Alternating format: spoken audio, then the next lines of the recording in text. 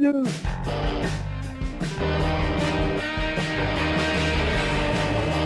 Van Dam! Rob Van Dam! Rob Van Dam!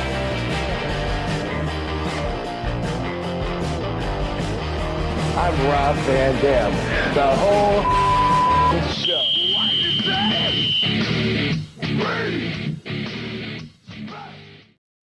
Hey, oh man, it's Thursday. It's trash night. I'm Dominic DeAngelo. Oh, and I'm of adfreeshows.com, but I'm also of RVDTV.com, and we are live. That's here. where I know you from. Is that where you recognize me from, Rob?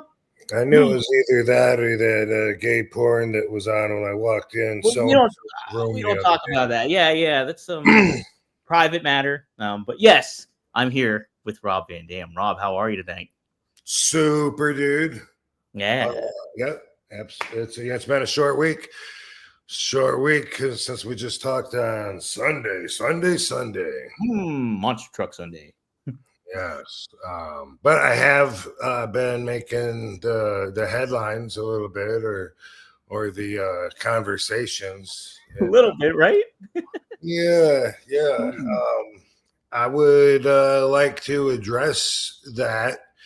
And then we have a guest that we're going to bring on and have a conversation, which is what I was looking for last week. You know, I wrote a post that said, and everybody knows. Oh, by the way, let me start off by saying we're here for the people that are interested in what I have to say. If you don't, and all you have is hate and disgust, and you're here to throw insults and be a troll, we're not really here for you. I haven't blocked probably 10 people since I've been on X, but you know what? In your world, in your bubble, if I'm the devil for the crime of not agreeing with you, I believe is the crime, not agreeing with you, having a different opinion. That's how I feel. If it is for a different reason, then I hope to find out on this episode with Mr. Mike Holler, who we'll bring on in a few minutes, because I saw him on his podcast, and I believe he shares a lot of views with the majority of the people. For me, I got to be honest, at this point, if it's about not having a popular opinion, like, I will stand on that. I've packed a lunch. I can't live in a world where it's a crime to not have the same opinion as somebody else. A few months ago, posted a picture of me hanging out with a good friend, Mr. Hulk Hogan. And of course, there's the usual comments, and some of them are mad at me. Rob, what? I thought you were cool, man. Don't you know he ain't? No, Rob, that ain't it. All that stuff. And we talked about that. Like, I don't have to hate the same people that you hate. I won't be bullied into hating what you hate. And is that the crime? Because what have I done? Am I defending this guy, Raja, in the court of law? Fuck no. Am I going over to his house and funding his fucking lifestyle or his court costs? Fuck no. All I said and did was said,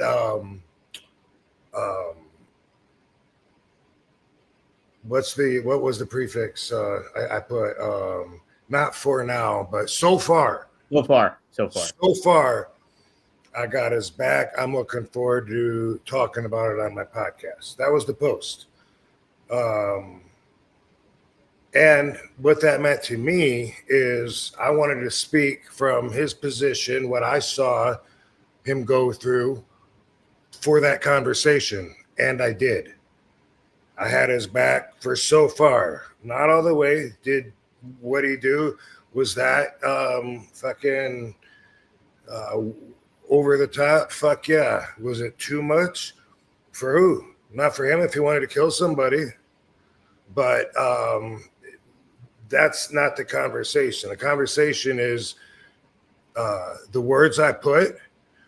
Maybe some people interpreted them different. If so, then that's what I call basic thinking. So thank you for showing me the clip of Stevie Richards and the bloke James, because I looked at that, and so Stevie starts out saying that post leaves some interpretation.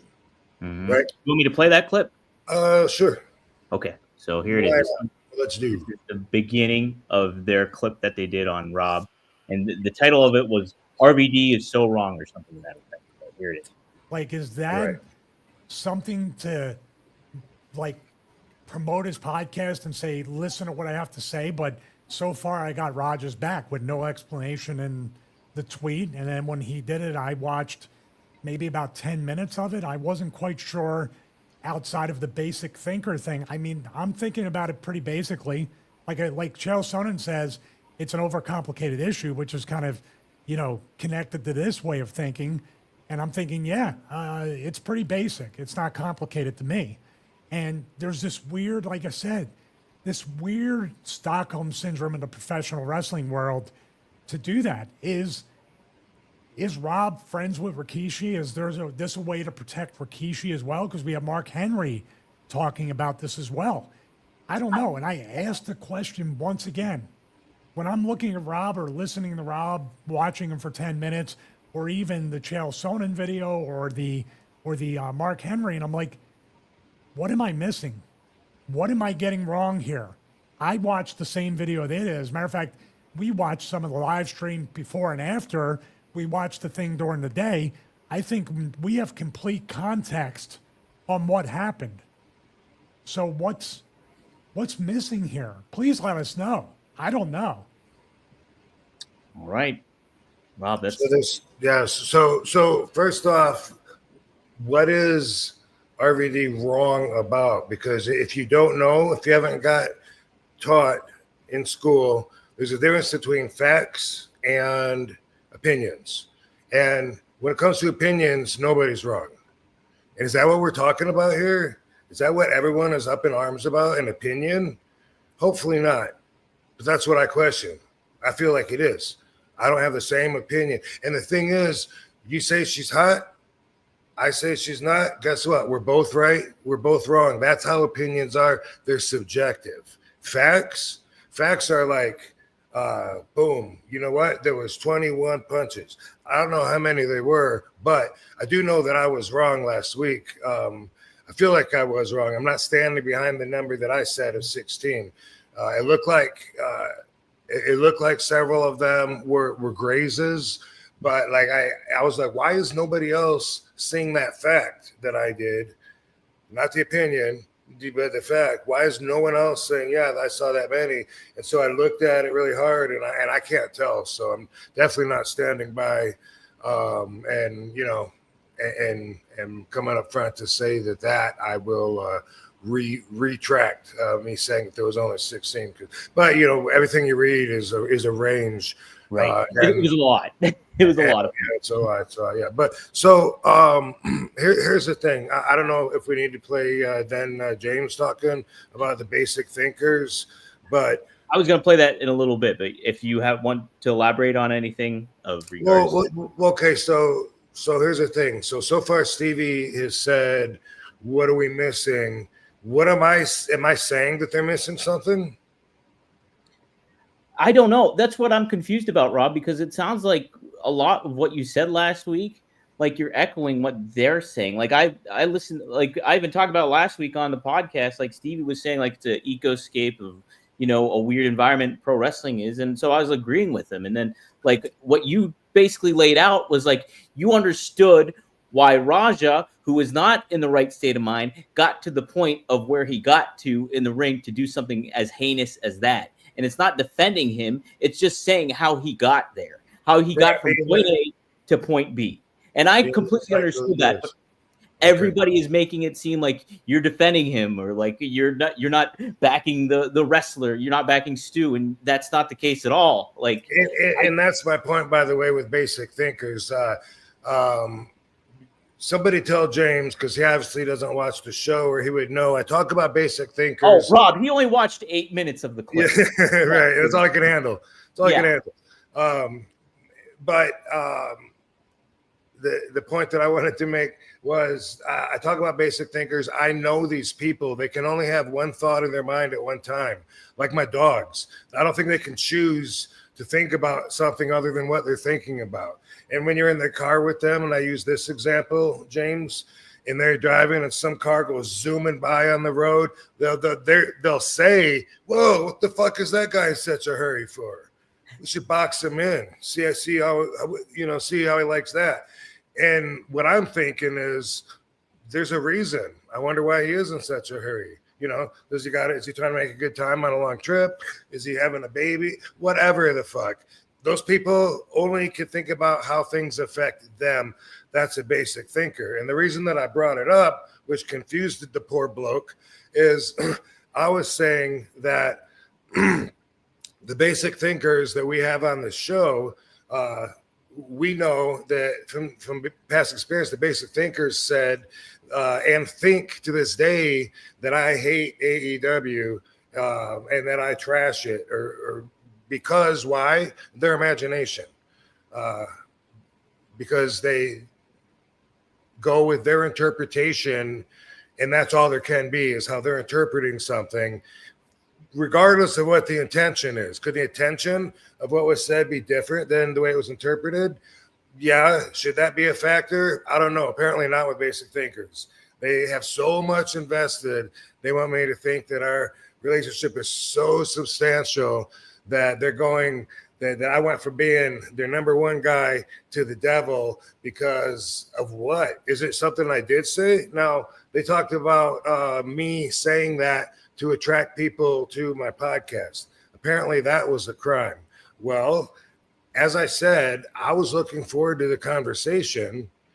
I wanted to let people out there that might also be interested in the conversation know that we're doing this thing on the podcast. That is why we do posts.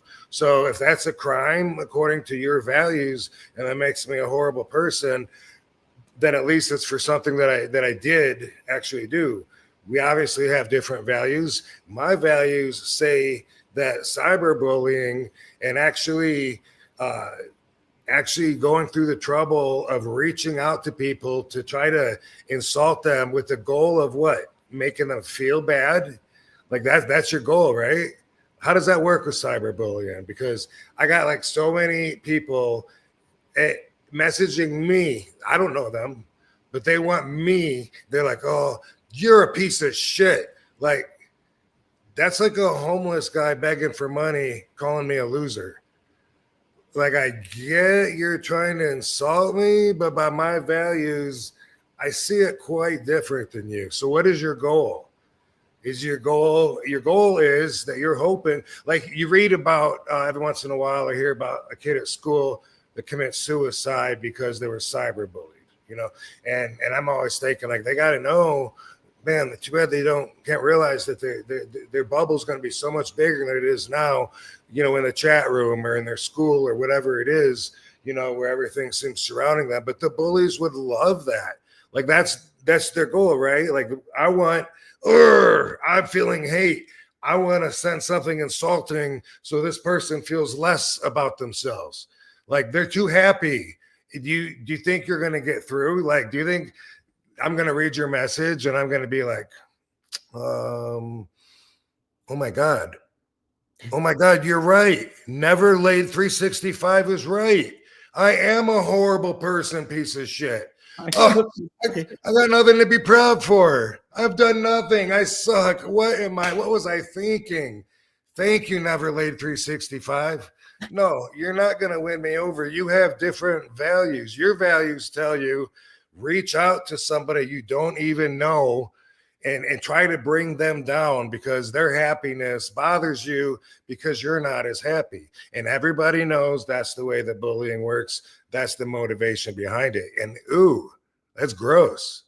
So to my values, that's like one of the lowest, nastiest forms of people. And by the way, did I say we're going to kick people out of the chat room if they? Yeah, we're gonna kick people out of the chat room. Yeah, if your idea, if you get energized off of saying, "Oh, I gotta say something about his wife. His wife's plastic." Yeah, let me put that on there, dude. That'll get him. And oh, I'll get say something about pot. Look, conversation. I invite it. If you're just there to fucking throw insults, and it's because what I won't admit that I hate the same way that you hate. Is it because of false interpretation of what I did say? And I will say I could have chose better words, but you know what? It's not even about that anymore for me. This guy on Adolfo on my fucking yeah. And he says, "How can you condone that being a wrestler? You're a piece of shit too.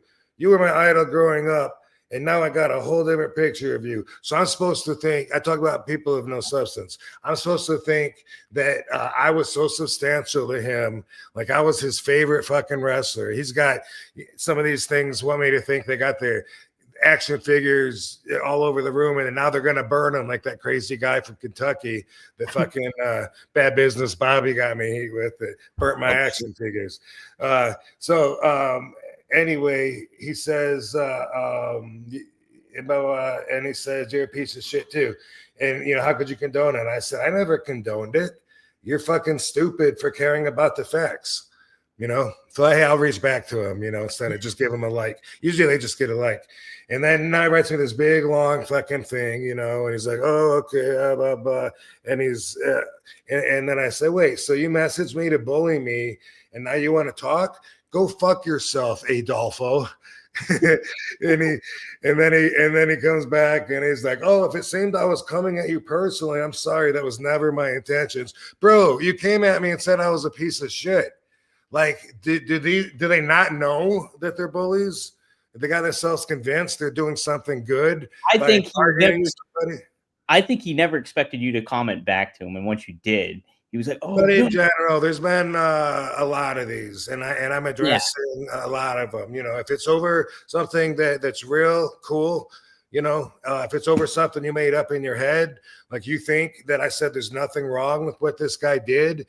And I'm condoning it. And whoa, I never said that. Those aren't my feelings. The only way you could come up with that is if you're a basic thinker and you jumped at your first interpretation and said, boom, whoa, RVD just said he's got this guy's back all the way. I didn't even say that. I said I had it so far. So anyway, let's bring our guest on, because I saw this guy doing a podcast. And I watched a lot of the podcasts on the subject, and I saw him, and then he, just like a lot of them, boom, oh, I heard my name. And so he's saying that obviously he didn't get what I was talking about, doesn't get my perspective. So I'm looking forward to having that conversation. He seems like, well, let's bring him on, Mike Holler. Mike Holler. Hey. And all the way from guys, thanks for having me. All right. Yeah, dude. I appreciate your vibe. You seem like somebody that can have a conversation without going to, you're a piece of shit faggot. Yeah, I mean, I live in a house where nobody agrees with each other over anything, and we all get along. So, and I grew up watching Rob for like all my childhood. So for me to see you say something that I disagree with and then immediately hate you, it's not in my personality to do that. What do you suppose inspires the rage that makes you, hate? Like someone disagrees with you. Okay, I get that. But why automatically this guy needs to be hung? For me, I don't understand their mindset. I think it's okay to disagree with people and move respectfully. I don't know why people lean so much into it. I think it's okay to have bad takes. I mean, not necessarily yours in general, but just people in life. Like, I've had takes that people don't like, and I talk about games and people send me death threats over that. So I don't really know how people rationalize the things that they come out with. I don't know. I've never done it before. Okay. Play the one that's number 2 video of Mike, so we can. Mike? Okay, here's the one. Yeah, this is about a 30-second clip here of you, Mike. Seen Cool. a lot of bad takes from wrestlers. Maven's take was a little bit iffy. RVD's take was off the wall. Like, he kept on calling people that they're lacking nuance and they're not thinking properly, but all of the arguments that he presented were pretty weak. Leaning on the CTE argument would be a convenient thing to do. Roger Jackson does do MMA. He was knocked out most recently, but this is not a Chris Benoit situation. He didn't, there wasn't a switch that went off and he just flipped completely. I mean, Chris Benoit's situation was over a number of years. I don't believe CTE had anything to do with this. And yeah, that's speculation. And so is it from everybody else. I don't believe it had anything to do with it whatsoever. I believe that that is somebody that is from this get back culture. We have a lot of people that feel like they need to get back. If you disrespect them, I have to get mine. Because these people have fragile egos. All right. So, all right, so one question I have is, while you were waiting to be brought out of the show, I explained for people that don't normally watch my show what I'm referring to as far as basic thinkers. They have no empathy. They can only think from one perspective. It's what's natural. It's where they're comfortable, and it's the perspective where all of their thoughts come from, in my opinion. Do you have an issue with that? No, I think it's fine to look at things from different perspectives. I think some people were unfair in that they didn't watch the whole show that you did. And I think you need to watch the whole show before you actually have an opinion on something. Watching 10 minutes you're not going to be able to form a proper opinion. I watched the whole show from start to end. And there were loads of things that I disagreed with, like the assessments, how you got from like point A to point B. So like, I guess we could like run through them if you wanted to. Yeah, eventually. We'll break it down. I just had a question about something first though.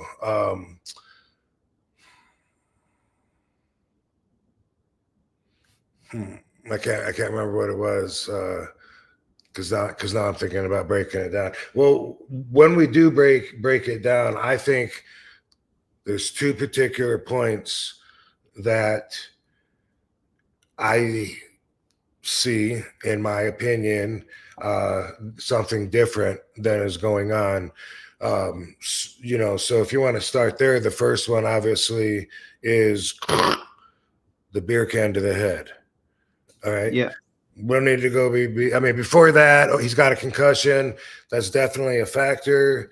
He talks about his head's fucked up just right before he goes in the building, right? Yeah, I think, that was, you're talking about the initial hit from Stu. Well, but even before that, like if we did want to go before that, all there is really, on his stream, he's out front. And he's saying, my head is fucked up. I got a concussion, which we've probably seen, the spin kick that caught him and his leg got wobbly. But anyway, he's got a concussion. He's got concussion damage. He's still feeling the effects of it. He's got an upset stomach. And that's really all we know really going into it, other than what we've learned about why he's there, yada, yada, which I've never used before, but fits perfect. But also he doesn't have any business being there. He's not a wrestler. He has no idea how anything in wrestling works. That's what I think. Yeah. I think that he doesn't know the terms, whatever. When Stu hits him with the can, this is something that I find spurs a lot of different comments in different directions. If you're hung up on the fact that it's a prop can, not a real can, then you're missing the point. At least you're missing my points. That has absolutely nothing to do with it. If you're not a wrestler, I think that outsiders somehow think that it's okay to hit each other like that if it's another wrestler, but it's not. It never would be. And I would love to ask Stevie Richards, what would you do, Stevie, if not me, someone that doesn't know you, Dom, say Dom came up to you and had an orange in his hand. Can we all agree an orange isn't going to hurt even as much as a prop can, right? And you took an orange and you just went, Hey, Stevie, nice to meet you. What would Stevie do? He'd be pissed. He'd He definitely would be pissed. I bet he would fucking at least fucking grab you by your throat and like throw you down. Whatever his moves would be, he would instinctively give you a receipt on the spot, right? Mhm. That's what people don't seem to understand, and then a lot of people, I'm losing there.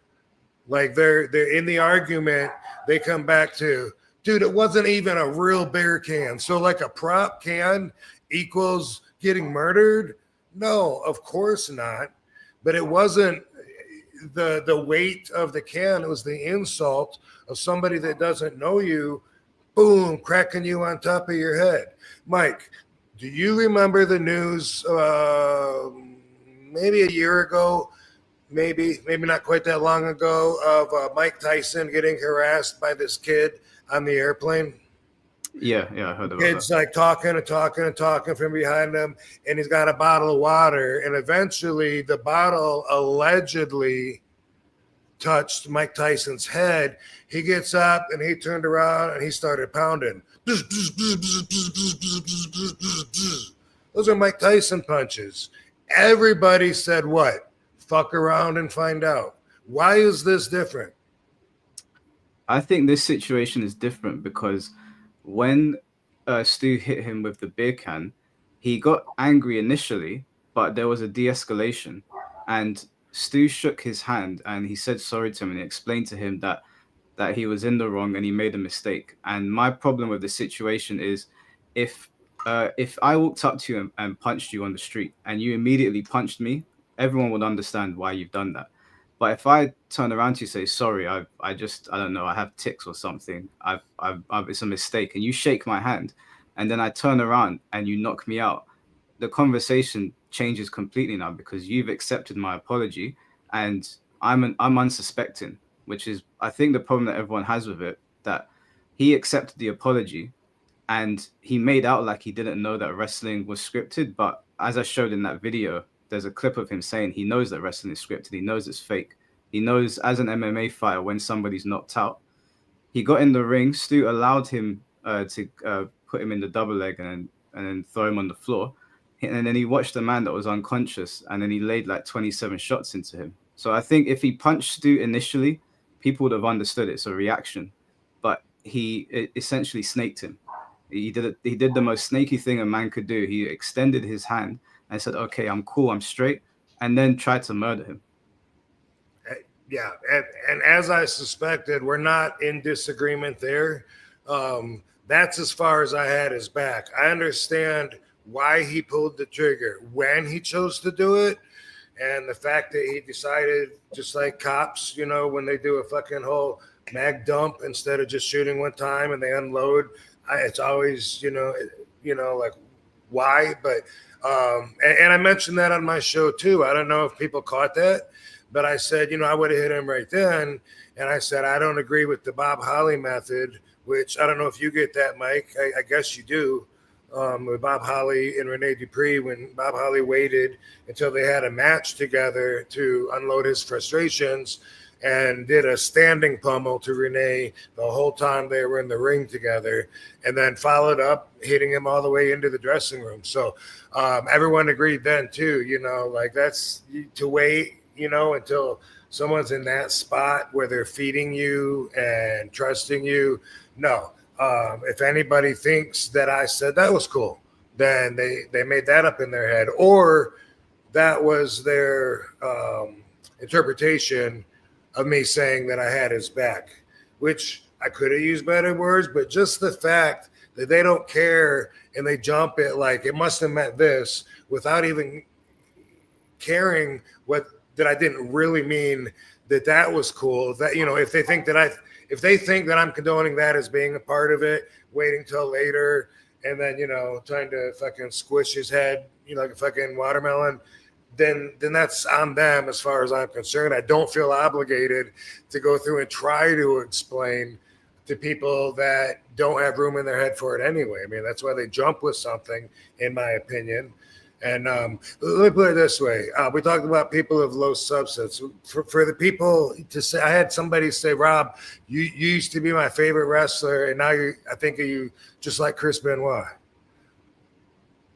And how? I mean, like, I'm supposed to think that's real, that there was actually some substance in that relationship that meant so much that just me saying those couple words and his interpretation of it, something that has nothing to do with him, none of you motherfuckers. It has nothing to do with any of you motherfuckers. It has nothing to do with me.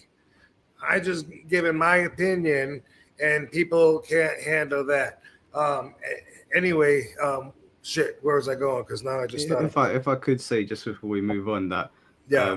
I think it's okay to disagree with somebody, even if you really don't like their take. I don't like it when people hear one thing and then they immediately turn on you, especially when you're not like wishing death on somebody. I think that people need to understand that everybody looks at things differently and we can disagree. Now, me and my brother were watching your podcast, and you're my brother's favorite wrestler. And we grew up watching you. You know, we were literally watching you versus Kane at SummerSlam the other day. And I was saying to him, like, we don't agree with the arguments that were put forward, but we don't hate you or have any less respect for you. We just disagree in this moment. Which is cool. And I'm not even sure yet, and I'm hoping that you'll help me. Actually, I don't see yet where the disagreement is yet. But it might be what you just brought up there, though. And by the way, boom, let's say he punches him one time right there. Everyone sees, they say it was justified. But let's say that one punch knocks his teeth in and he's down on the ground, swallowing his blood and teeth. Does that make it not as cool as it was just a second ago before the violence went that far? I think that situation is totally different, because if, say, for example, it was me and you punched me and I fell down and hit the back of my head and died or went into a coma, it would still be an accident and it would be based on the retaliation of me starting it. But if you maliciously and intentionally tricked me into believing that we were cool and then you killed me, I think those are two separate things. You can accidentally kill someone out of anger and you can do it on purpose. Yeah, for sure. I wonder if that's just your opinion or if a lot of people feel the same way, that it would have been retaliation for something he started. So it would have been heat on the guy that started it. I don't know if people say that because they defend that can to death, you know. And my point is, if your hand was empty and you went up to someone you don't know, shit, try that with Booker T. Next time you're in the dressing room, if you've never met him, just go up behind him with an empty hand even and just go, "Oh, you're a worker?" Bam, like that. See what that gets you, you know? I don't understand why people are so, but it wasn't even a real can, and now there's, half of them say it was a bottle. Okay, anyway, let me move on to the next point, which you've talked about and I haven't. This is where I think that we have a different opinion, but I don't think that my opinion is what people assume it is. Here's why. I don't see them agreeing on everything. Everything is cool. We're high quality friendship, wholesome, hugged it out. I don't see that. What I see is Raja only taking the apology and agreeing only upon the condition that he's going to be able to get back in the ring and get him back. I see them both being set up and two people with different ideas of what they're agreeing to. And if other people don't see that, I'm all right with that. That's what I see. And I don't know how that makes me the devil, but that's what I see. So I don't see it as a snaky move, because I don't see a time where Raja escalates the mindset of what he's going to be able to do. It seems to me like from the beginning, he's like, okay, sweet, I get to get in there and fuck him up. And they told me to hit him for real too, and just hit him until they pull him off me. Was it excessive what he did? Of course, that doesn't have anything to do with what I'm saying, and that's how I saw that scene. I saw an agreement made between somebody that didn't have the knowledge of the business, or maybe even the knowledge of a reasonable adult. I don't know, someone that's persuasive, definitely being told to go in there and fuck him up, get the guy back. It's okay. Someone's going to pull you off. And if that's what I got wrong, then okay, I'm hearing that. I'm seeing it. I'm hearing Roger say it the whole time. And then he's sitting there thinking, man, I get to get in there and fuck him up. I've always wanted to do that for a wrestler. People are saying, that's it. That's evidence of premeditation. I'm saying all along, like, go back further, they were all in on it. I think they just had different ideas of what they were agreeing to.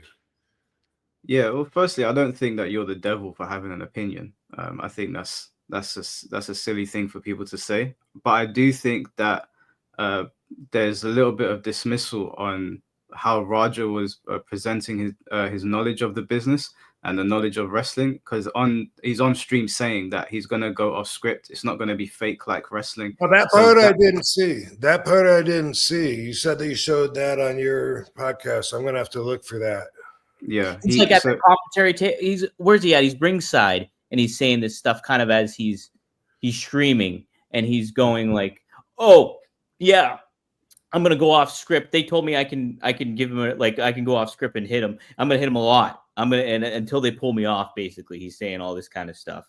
And I don't hear the script part. I mean, I don't know.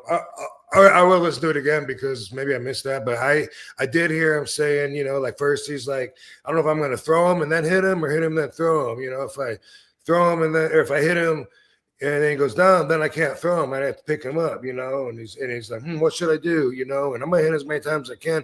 That doesn't, to me, seem like he's coming up with a premeditation. It seems like he's opening up the present that they gave him when they shook hands. To me, that's how I see it. He was, in a lot of ways, it seemed like he was building up to it. Like even throughout the day, like he's getting the streams and stuff like that, and people are like, he's going, if I get what was it, like 50 subs, I'm gonna knock him out. What was what he said? 50 subs, I'm gonna knock him out. And then he also and then the after effect of when it all happened, and he's so heated up after the fact, and he's like, everybody's calling me a bitch online, everybody's saying all this stuff, and like flipping out. It was all kind of like, I'm sure that was all building throughout his head throughout the day, where he's like, oh, I'm going to get a receipt. Well, I'm going to do a little bit more. I'm going to do a little bit more. You know what? 50 subs, I'm going to knock him out. And also, I'm going to just go off script. They told me I can't. I'm going to lay into him until somebody pulls me off, until they're supposed to pull me off. I'm just going to lay into him and just hit him for real. And so I think there was a lot of that going on.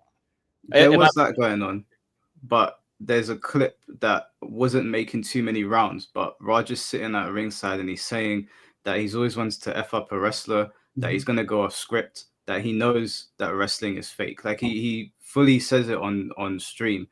And because he does MMA, he knows when somebody goes limp and can't defend themselves anymore. And he knows the seriousness of punching somebody in the face like that.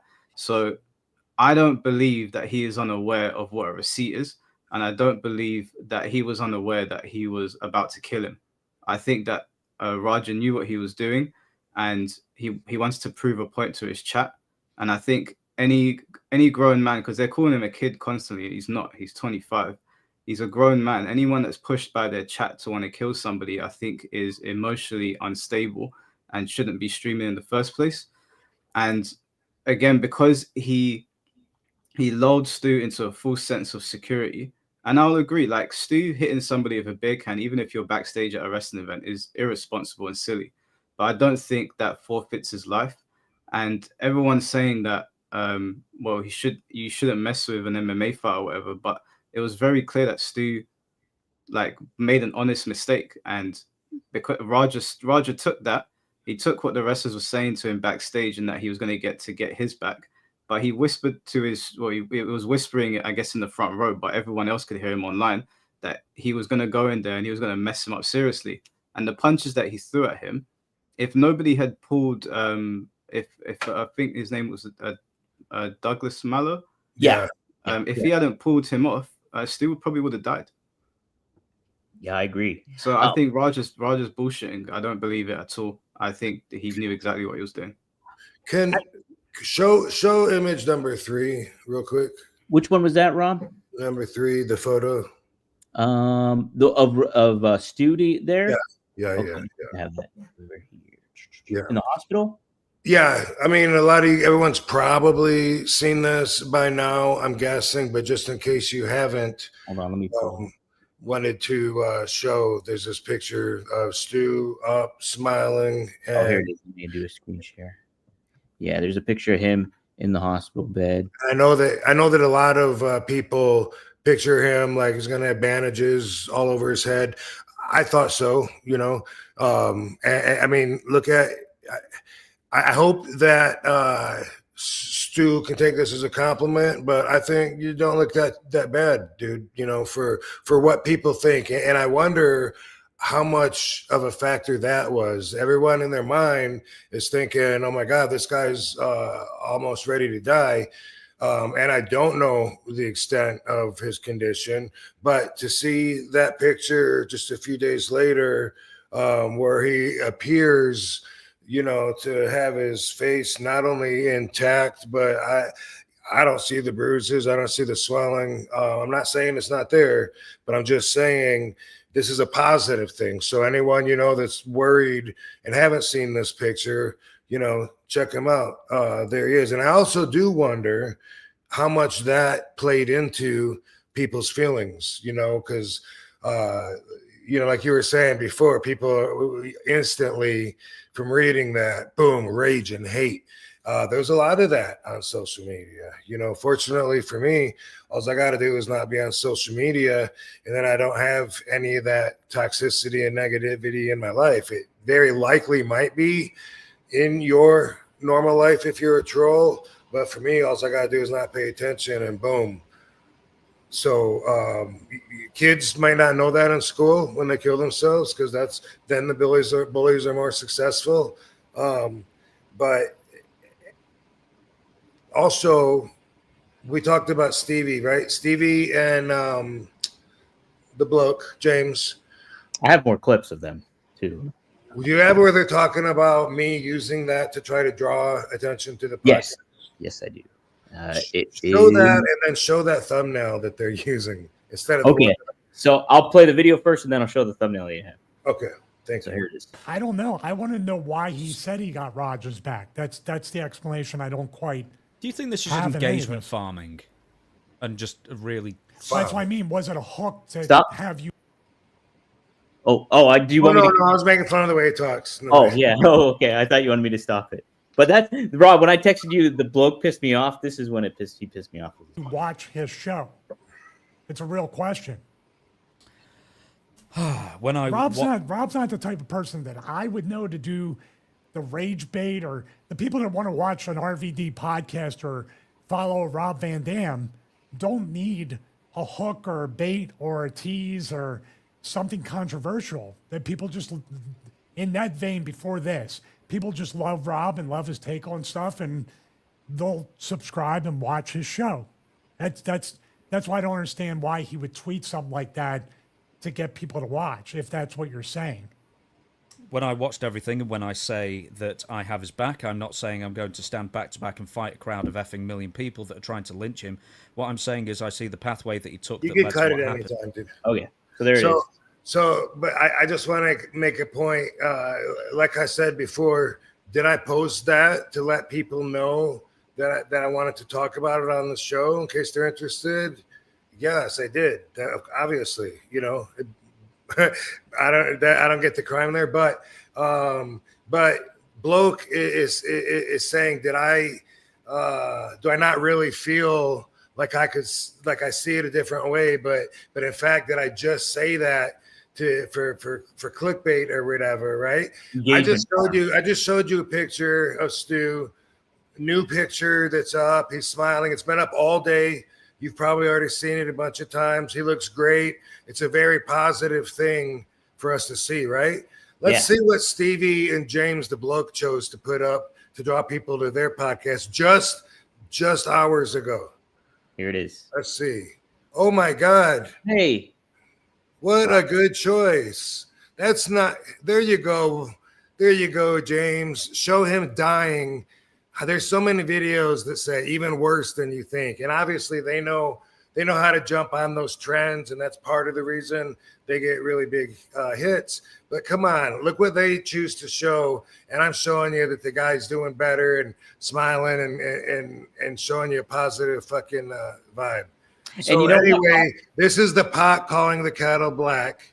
This is the reference he doesn't get where I said it's like JR was calling Vince ugly because Katie was like, that's funny that, that he says Vince looks so rough because look at him. And I said, well, one doesn't have anything to do with the other, right? That's why he says that's the pot calling the kettle black, because he realizes if you're a basic thinker, you're going to think of it that way. And you're, instead of realizing that what he has to say stands on its own, regardless of who's saying it, right? In that opinion, the guy's a commentator. That's what he does. Mm-hmm. That's for a living. So, all right. Well, Rob, let me also add too that James here, I've noticed the past 3 days in a row, maybe there's like 5 clips covering this, like that they clipped up and shared online. Not only that, but the initial clip where they're talking in full depth about the attack and what happened. He's posted that 3 separate times. Like, but they know what they're doing though to get traffic though. Yeah, I don't hate them for that. They're doing that and they get like tens of thousands of numbers and shit, and that's what they want to do. Obviously this isn't as important to me, or I would spend more time trying to jump on current topics and shit. But this one I thought was interesting. I didn't know the guy was the number one enemy, Raja, before I put that first post out. But I'm not going to apologize for it. I now you know what I meant by it. No, you still don't know. Because I don't know. People are still saying, Rob, you're so wrong. Yeah. Maybe I am wrong. On what though? Am I wrong on thinking that they both had a different idea of what they were agreeing to with that handshake? Because that seems to be a point of contention. Well, Michael, what more do you think? Like, what more do you kind of disagree with on Rob on a lot of stuff and stuff like that? Maybe let's get your perspective on it, because I see like certain ways where, like, yeah, in some realm I kind of disagree with Rob, but overall I agree with Rob's point and what he was getting at, like in the ultimate grand scheme of it all. And like I'm seeing how Raja got to that point was he got heated up, he got fired up. It wasn't right. There was a lot of miscommunication going on. And boom, we got this attempted murder happening in the ring, and I think you should go to jail, and that's it. But what do you kind of disagree with? Big points that maybe we're missing on that we haven't really addressed yet. I think the thing that people dislike the most with a lot of the conversations, whether it's the conversations that have happened here or with Chael Sonnen or Mark Henry, is that it feels like excuses are almost being made for him. And it's almost like, like we have to draw from all of these hypotheticals when the situation, to me at least, looks very simple and clear cut. And I don't think people disagree with the fact that you're saying that he should go to prison for it, because everybody, even JBL said it looked like attempted murder. I think people just don't like, and I didn't like the fact that it was like, let's look at it this way and let's look at it that way, when it was very clear what had happened. And I think people also like, I think that the whole like beer prop can thing is kind of irrelevant. Whether it's a real beer can or a prop can doesn't really matter at the end of the day. I think everyone can agree Stu did something silly, and he should probably think twice about doing that, even if he is backstage. But what followed that was completely unjustifiable.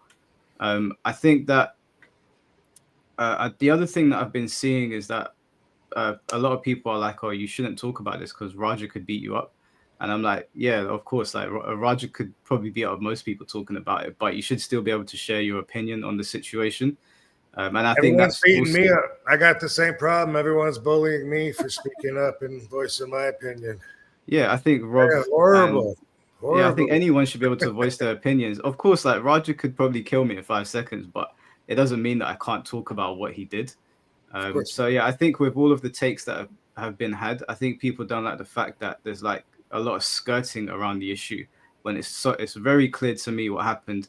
Raja snaked him, and I think if you shake a man's hand and you accept his apology, everything before that is irrelevant. And I know in the real world that people don't operate like that, and there's a lot of things that happen on like a very dishonorable plane. But you for do me, agree. You do agree that the apology was conditionary, right? what is as in like As he was in, it treating had conditions. As in, Roger. To me, it looked like he didn't want to shake his hand. He was still holding that grudge. And then Black Pearl, Reno, Kishi's cousin, says, "Hey, we're gonna work it out. So you get back in the, you get him back." And all I hear over and over is them saying, "Get him back, get in there and fuck him up," and then him saying, "Yeah, they told me I can hit him for real."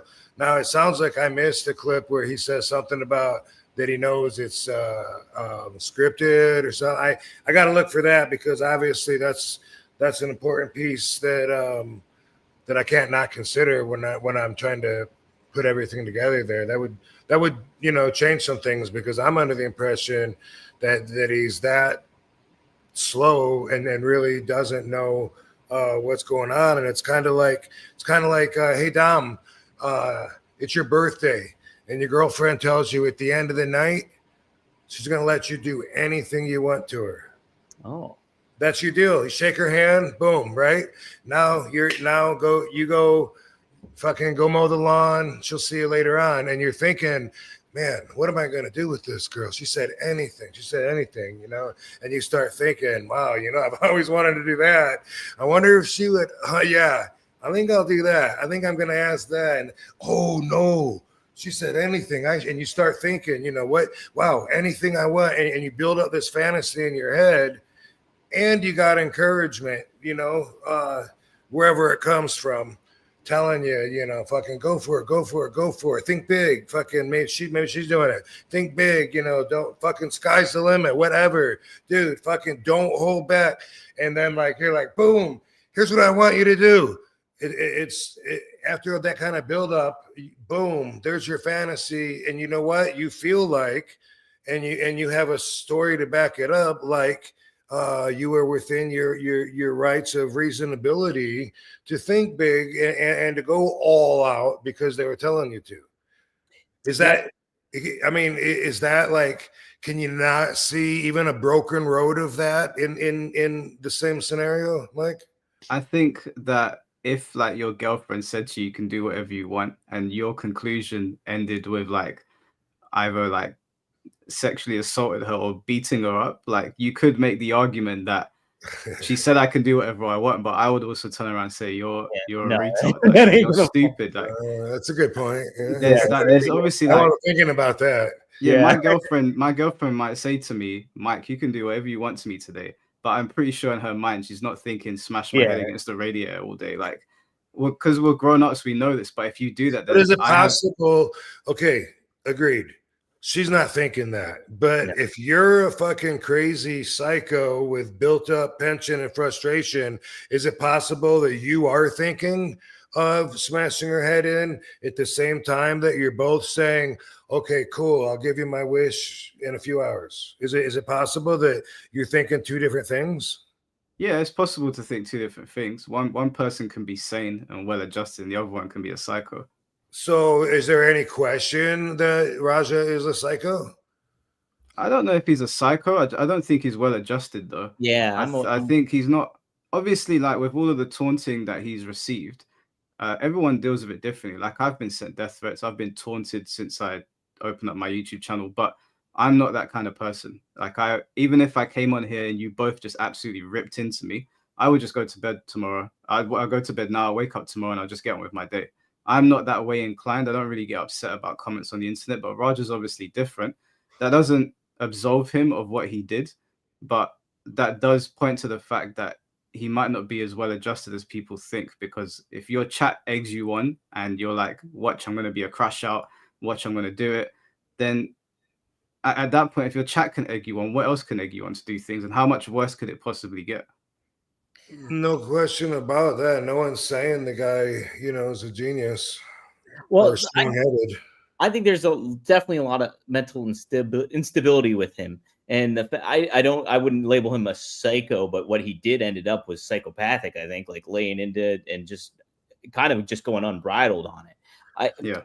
I'm kind of in the middle of the road when it comes to him understanding the business and not at the same time. I think there's a somewhere in between with that, because I think he might understand the basics, like, oh, I can go off script. I can hit this guy. I think so. But I think in the grand scheme of it all, he doesn't understand like the full aspect of the business itself too, where it's just like, oh, well, I'm just going to lay into this guy because they told me to. I think there's a little bit of a in between what you guys are both saying in a lot of ways. But I do think ultimately he did understand the notion, but he got so heated up to the point where he just unloaded on this guy and took advantage of him. Even if he didn't understand the business and how it works, he does understand what it means to hurt somebody. Mm-hmm. And he understands what it means when a man goes limp. I mean, I'm not a fighter, I'm not a wrestler, but as soon as Stu's head hit the mat, all of us saw his arms just flop. So anybody that has done any sort of watched any MMA or watched any wrestling will know straight away Stu didn't land properly. And again, before the altercation took place, he made his intentions very clear. So I know there's people that are defending him, and I understand why a Rampage would. Like, I've got people in my family that are opposite to me, and they're a bit mad. And if you do something to them, they might do something crazy, and their parents will still defend them. So I'm not even mad at Rampage for that. But at the end of the day, it's very clear to everybody else what he did. And I don't think lack of knowledge of the business really changes that. Yeah, I'm with you. I think he, like, to the point he got to was just, that is completely out of line, obviously. Like, yeah, there's no excuse for it.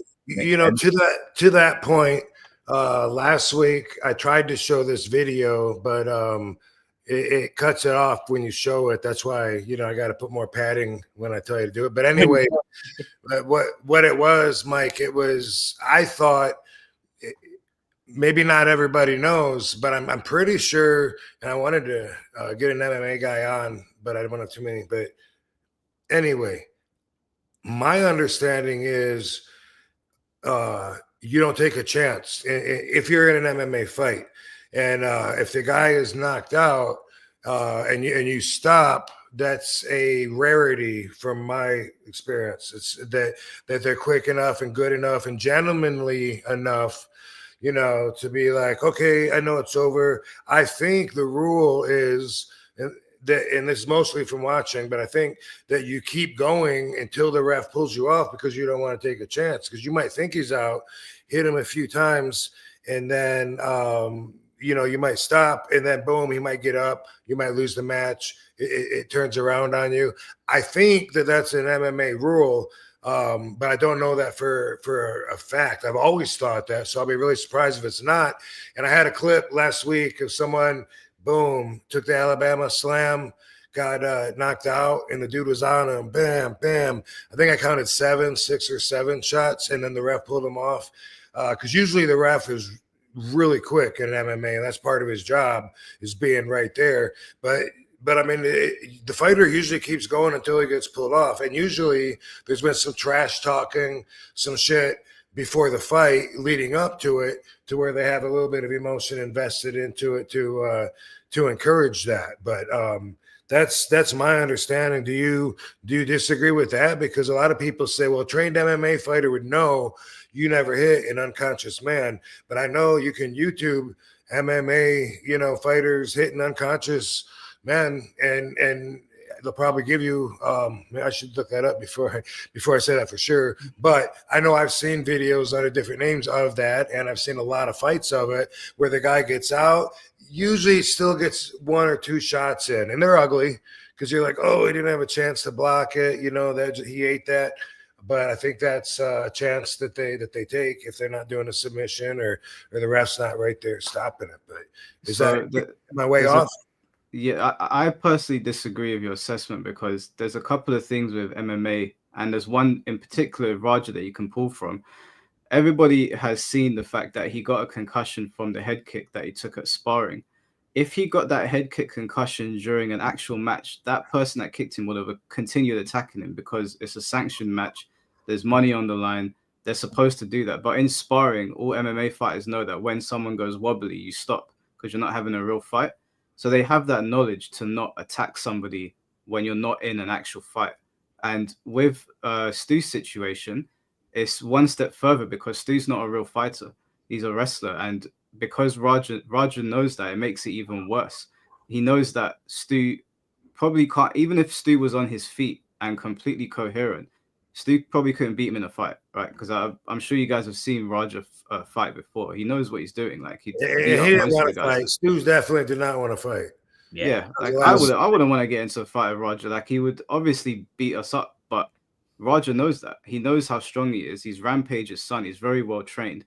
In sparring, they understand when someone's wobbly to back off from them, which is on video. So they should be able to understand to back off from somebody who's in the ring, who's not a fighter, who's clearly out cold. And Roger knew all of those things, but he was so enraged by all of the things that had happened prior to that, that he stopped caring about the fact that Stu's just another person. And he just saw him as like the end point of all of his anger. And he just took it all out on him. I agree with that. But I mean, yeah, that's definitely, I can see that too. Stu, that's why for me, like, it's most believable that Stu thought that Raja knew about the head smash, because we don't do that. We don't do that. You know, we don't go around smashing each other, especially if we don't know each other. I think that Stu's going to tell us that they told him that Raja was expecting it. That's what I think. You know, that's my guess, trying to make sense of this, because it doesn't make sense for anyone to go up and just someone that you don't even know and not expect to at least get smacked. Well, I watched, I don't know if you know these content creators called Abba and Preach, but they did a breakdown of it as well. And these ain't my words, these are their words. But they looked at the situation and they said, Stu, I mean this respectfully, this is their words. They said that Stu might be a little bit slow and he might not understand like basic concepts that maybe some of the other wrestlers do. Because one of the promoters was saying, yo, dude, he's not a worker. Like, what are you doing? And I'll admit, like, when I saw that, I was like, whoa, what are you doing? But again, all of that sort of disappeared the moment that they made up, and then all of that ensued. Right.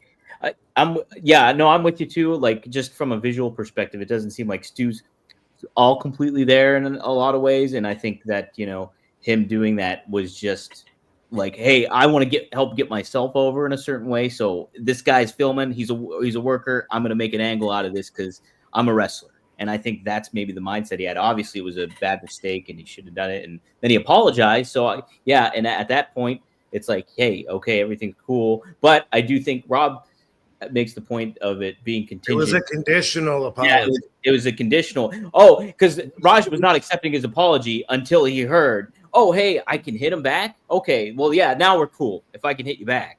That's what I think. And I think in his head, but that's the way that I saw it, and it's just my opinion. I'm not, you know, like, come burn my house down over it, you know, like. No, you're right that that's how he did see it. I think the thing is that even though he did see it like that, it was just wrong. It's wrong to do that, to shake someone's hand and then stab him in the back like that. I get that he was upset, and I get that he'd been getting punked out by people, but at the end of the day, no matter how much stuff had happened prior to that, Stu didn't deserve to be the end point of all of that anger. So you're right. Like, it was he accepted that on the condition that he could get a punch in. But problem is that he didn't get a punch in. He threw like haymakers at him. I said in the video that the best way to describe it is in Tekken, there's a character that literally mounts you and starts punching you in the face as soon as the match ends. I know that. Yeah, Brian Fury, right? And that's what we were watching. That's what it looked like to me. Well, but I think that Rob, that's completely what Rob said last week, though, too, is like, you know, at the end of it all, it was irreprehensible about it. And like the ultimate outcome was inexcusable. But what Rob was explaining, I think what people missed or aren't getting it to the point was like, that's how it all built up to, like Rob was just explaining how it got built up to a lot of this stuff in a lot of ways. And I think some of the vitriol that comes with it is I probably, you know, I probably am guilty of rambling and was probably misunderstood by many. Maybe some people did understand, because there's still, I see a couple in the chat room saying that I'm wrong. I still don't know what I'm wrong about, but I guess about maybe. Hi, baby. Hey, y'all. I guess about I guess about my interpretation of what their conditions were. I guess maybe that's what I'm wrong about. I don't know, but Yeah.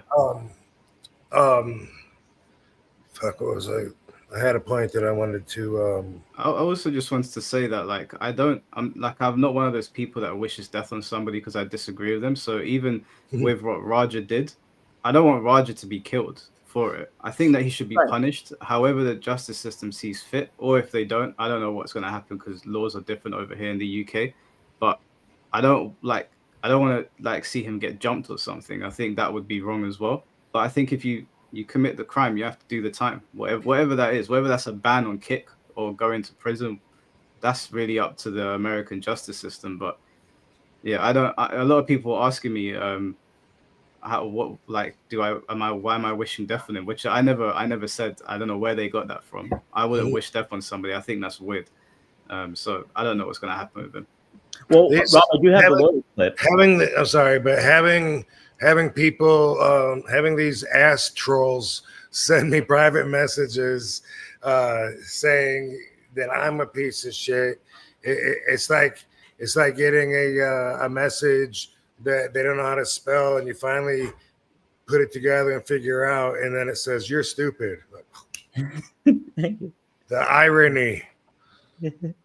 Well, Rob, do you want me to play the lawyer clip? Because we have do that, dude. We got this clip. This is something I saw, and I liked the way that he put this. And I thought, and I still do at this point, think that this is all I was saying, is what this guy says when he wraps up what Raja's defense would be. And he says what I just told you, I think. So go ahead and play that. Yeah, here's the clip right here. The fact that Raja is a trained MMA fighter, a professional MMA fighter, prosecutors could argue that this is an aggravating factor. See, courts have found that boxers and trained fighters can be treated as deadly weapons themselves. That's why boxers and MMA fighters have to be licensed. And obviously, prosecutors are going to be saying that this was premeditated. And for evidence, they're going to show Raja talking to people in the chat, explaining to them exactly what he was going to do and what his intent was. Now, if you're an attorney representing Raja, the obvious thing you're going to say is this was all part of the show. He was instructed to do what he did, and he just followed commands. Now, Raja's defense is going to be simple. I was told to do this. They told me to give him a receipt. They told me to jump in the ring and hit him. They knew I was not a trained wrestler. They knew that I didn't understand the way the business worked. So I followed directions. I went in, hit him as many times as possible until somebody pulled him off of me. That's going to be Raja's defense. And it makes sense in the context because everything that I just... That's all I was trying to say. And I think even if I didn't articulate it well, I don't know, that is what I ended up saying. I just kept saying I only have his back so far. And I've said that every time. And so, you know, if people want to interpret that to mean the worst thing possible, and as we said, burn all their RVD figures, that's on them. I mean, those remember that guy in Kentucky that did that? No, okay. But Mike, what did you think about what he just said? I mean, that is Raja's defense. They told him to do it. He did what he was told. They knew he was going to do it the whole time. That's what I saw. Did you not see that? Yeah, I think that could be his only defense because I think. But isn't it true? I mean, they told him to go in there and give him a receipt, but they didn't tell him to go in there and try to end his life. Now, you said on that note, sorry to interrupt you, bro, but on that note, this is something that I just remembered I wanted to ask you. You said that they told him to punch him one time. Do you have evidence of that? Did I say that they told him to punch him? No, one time? I think they just said receipt though. I think he said. Yeah, that. I just said a minute receipt. ago when you were talking. I heard it, but okay. That's I can't remember if they said. I think that's left to interpretation. Mm-hmm. Yeah, I think that his defense, that could be his only defense, but I think it's a weak one. And I think the evidence against him will probably trump anything that they try to put forward. I'm not a lawyer or a solicitor, so I'm just sort of like speaking off the dome. But his defense to me is pretty weak when you put together all of the things that were caught on stream. Well, I caught Chael Sonnen's clip And Which, by the way, let me get this in here. This is a good time to put this in. I noticed Mark Henry, Chael Sonnen, and RVD all got the it's sad. What was the other one? It's embarrassing. It's like we're watching him ruin his career right in front of our eyes. We all got that one. We're seeing that. We all got the concussion thing, which maybe I'll ask you about that, but go ahead, dude. But Chael was basically saying, like, there could be something that happens, and like he was talking about how it can be like a benefit for a wrestler in a way that, like, Stu could say, no, this was all kind of part of the plan in a certain way, and that, you know, because what he would be doing is sacrificing himself out of the business if he were to say go against it in a certain way, and like that could be incentive for Stu to say, like, no, we're all kind of, he knew I was aware of what was going on, and he was aware, and even though it was horrendous and awful and everything like that, but I don't know, that's just another ripple that could kind of come into play. Like Chael's take on it, I was kind of not really all for, but I thought that point at least was something to kind of think about a little bit. But yeah, I saw Chael got ripped apart. He got ripped to shreds. So I briefly touched on it, but yeah, I disagree with most of the way Chael went about the conversation. I don't think it benefits Stu to try and keep kayfabe alive in this situation. No. I mean, anyone watching that will know he's lying anyway. So it'd be a waste of time. Right. But I think the way that I took streamlining what I thought Chael was trying to say overall was that, that fans want to argue with wrestlers about how it really works in wrestling, you know, like we don't know, and like they know more than us, and they don't, and they're never going to believe us, and they're always going to say we're crazy when it comes to an argument that has to do with that. But so what I got of him saying was basically that, as I'm saying, that it was set up and that they were both, you know, in different words. I think he's saying that it was part of the show. It was set up. Stu and dude agreed to what was going to happen. They was going to come out there and beat the shit out of him and get him back. And who knows? Stu might have said, all right, you know, go, don't worry about holding him back. You know, go ahead and send it in. I don't know. I don't know Stu.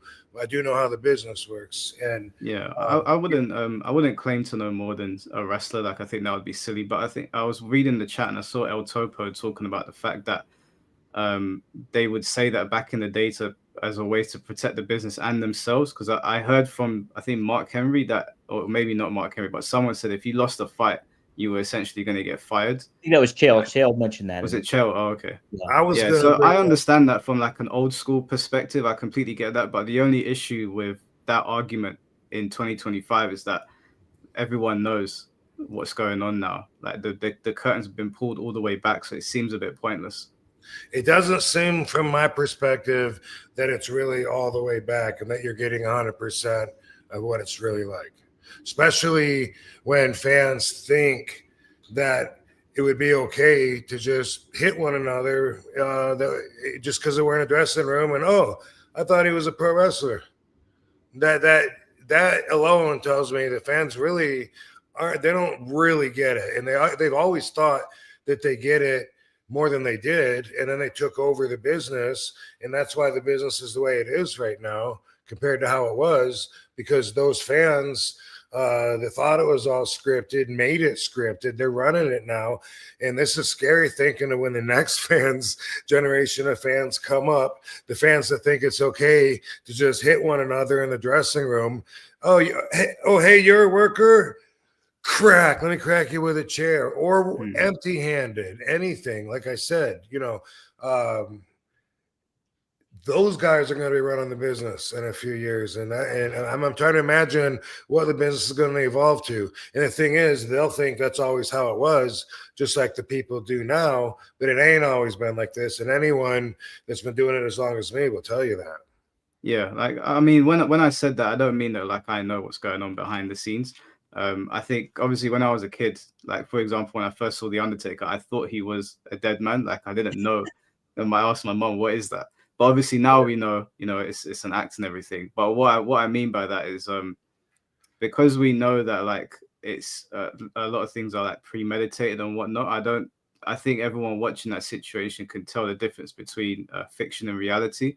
And I get that the whole kayfabe aspect of it. I just think that this would be a bad situation to use that particular like mindset on, because it was so serious and because it could have gotten even worse than what it was. But yeah, I think you're right, and I think everybody else is right in saying that Stu made a mistake. Like, he should not have taken that beer can, and I don't think that we should just brush that off, because in reality, if I walked outside and hit somebody, a proportionate response is not to like shoot me, but it's a realistic one, because some people react like that. And they have a gun. Yeah. So I think that it's a good it's a good lesson to learn. I still don't think he deserves what he got. No. I still place the blame almost entirely on Roger because of everything that followed. But yeah, if I walk outside now, I can't tell somebody how to react to me. If I punch them, they might punch me back, or they might brick me. So yeah, you don't get to set the rules on when it ends if you start something. Yeah, of course, yeah. Absolutely. But I will also, I agree you don't get to set the rules, but I will also judge you if you do that to someone. So I think you can have both things at the same time. I think it's very well said. Yeah, absolutely. We got a bunch of super chats to hit, so let's take a look. Some of there's one I'm not going to read because it's just kind of condescending and trolling, so I'm not going to do that one. It was $2 anyway, so thanks for the $2. Thanks for the $2. Yeah, somebody said Yeah, but I don't mind, CTE. It's the marijuana. All right. Yeah, no, it's just this is have fun with that, or conversation or real question. Somebody asks Rob, would you go Raja on Stevie or James for this? No, you know what? I tried to think about, could I even do that? I mean, you guys both said you don't think that he's psycho, and the reason that I was thinking he was because I don't know if I could continue to be punched on someone's face knowing that they're out. And I've wondered, could I do that? And then thing is, people usually say that they see red or whatever. Thing is, I don't get mad. So, obviously, no, I wouldn't do that. Could I want to hurt somebody so bad that I would want to do what Raja did? Sure. I can imagine wanting to hurt somebody that bad, especially knowing, that he didn't die. Yeah, it was just rough stuff. That he makes our theme music. You heard the countdown song, Mike? This is the guy that made our countdown song. Oh, yeah, nice. It's sick. Thanks for the $20, man. RVDology says it sucks to be a hater. When people hate on me, I tell myself haters keep hating while I keep creating. Who's the winner of that exchange? Keep positivity, my dude. RVD. Very true. Very true. Appreciate you, dude. Ladies on Instagram from him as well. Yeah, check it out. I'm trying to make it to Venice Beach tomorrow to shoot. Actually, he's doing some music videos and stuff, and I was trying to work that in, and till the last minute, before the show, actually. But maybe next time. Hey, heck yeah. Lady Nisa, who's also a member of RVD TV. Not Maddie. Was that Venice Beach? Dub? That was Seth. Okay, yeah. That dude. Yep. Lady Nisa, who's a member of RVD TV, thank you for the $5. Can we talk about the fact that people associated with the school were not told to talk to the police before that? Yeah, did you hear all about that, Rob? Mm-hmm. Yeah, I believe it. I mean, there's no reason to not believe it. Mm-hmm. And also I could just imagine in certain neighborhoods, like in New York or whatever, you would never talk to the police. You know what I mean? Especially if you're in the mafia families, some of that shit, they might have even shot your brother. And then when the cops come around, you tell them you saw nothing because you hate the cops and you're going to go try and kill the person that shot him anyway, so that's not hard to believe. And if I don't think they could enforce that, you know what I mean? That would probably be illegal, I guess. Well, yeah, I mean, I don't know. We all have a right to free speech. They can't keep you from speaking, but I can imagine them advising, especially if they're supposed to be a family. I can imagine getting together, say, oos, here's what we got to do, oos, don't say nothing, we need to work this out inside. I mean, I can imagine them saying that, trying to cover their asses and everything. But I don't know the facts, though. Yeah. Did Hey, hear Mike, it. It's probably true. yeah. Mike, you can feel free to stick around. I just know it's like 3:00 or whatever there. So if you need to leave, you can feel free to. But Yeah, we can I'm all right. I'm all right for now. Thank you're you. good? Okay, cool. Cool. Just want to make sure. Let's see. The Dark Knight Returns. Rob, how do you compare this to Bob Holly and Rene Dupree? I heard you pulled Bob off Rene. And which one was worse in your opinion? Well, You are familiar with this story, right, Mike? Yeah, I've heard several stories like about it. So I've already like given my opinion of that so many times, and including using that as a reference a few days ago on the show. And yet some people still will twist that around and twist everything around, and still don't get it. I heard somebody, one of the platforms, I think the last time I even looked at it, which was several days ago, one of the platforms, someone said after the show, RVD said it wouldn't have mattered if Raja would have hit him right after he hit him with the can or waiting later. And I was like, motherfucker, that's the opposite of what I said, and like, anyway, I was just, like they are what they are, and they only exist there. But the Bob Holly incident was something that it was ugly and kind of somewhat comparable. And I compared it because of the fact that Bob wanted to fight Rene Dupree, and he wanted, and by the way, it wasn't like two guys that are like in UFC living in the house for, competing or anything. It was like Rene trying to be respectful, trying to do the right thing, because that's the way the business is. Bob's a veteran. Renee's 20 years old, maybe, or something. He was really young, 21. And so he would get certain kind of heat, or he was still confused about what would get him heat and what not. And it's a very confusing position to be in when you're at that age and you want to fight back with one of the veterans, but at the same time, not have everybody team up on you for being and bully you. Now team up on you for being disrespectful. So anyway, Bob let it be known to everybody, including Rene, that he was going to fight him when they had this tag match coming up. And it was Bob and somebody against Rene and Suzuki tag match. So whenever Rene would be in the ring and Bob would get tagged in, he would come right in with like speed walking pummels would be the way to describe it. Just all the way across the ring, bam, bam, bam, bam, left, left, right, just pile driving his fists. And Rene would eat him, and then tag out like every time. And Rene would try to work with Bob's partner or whatever. And he was trying to be professional and still keep his job while at the same time not shoot fucking beat up by Bob, who was very angry at him.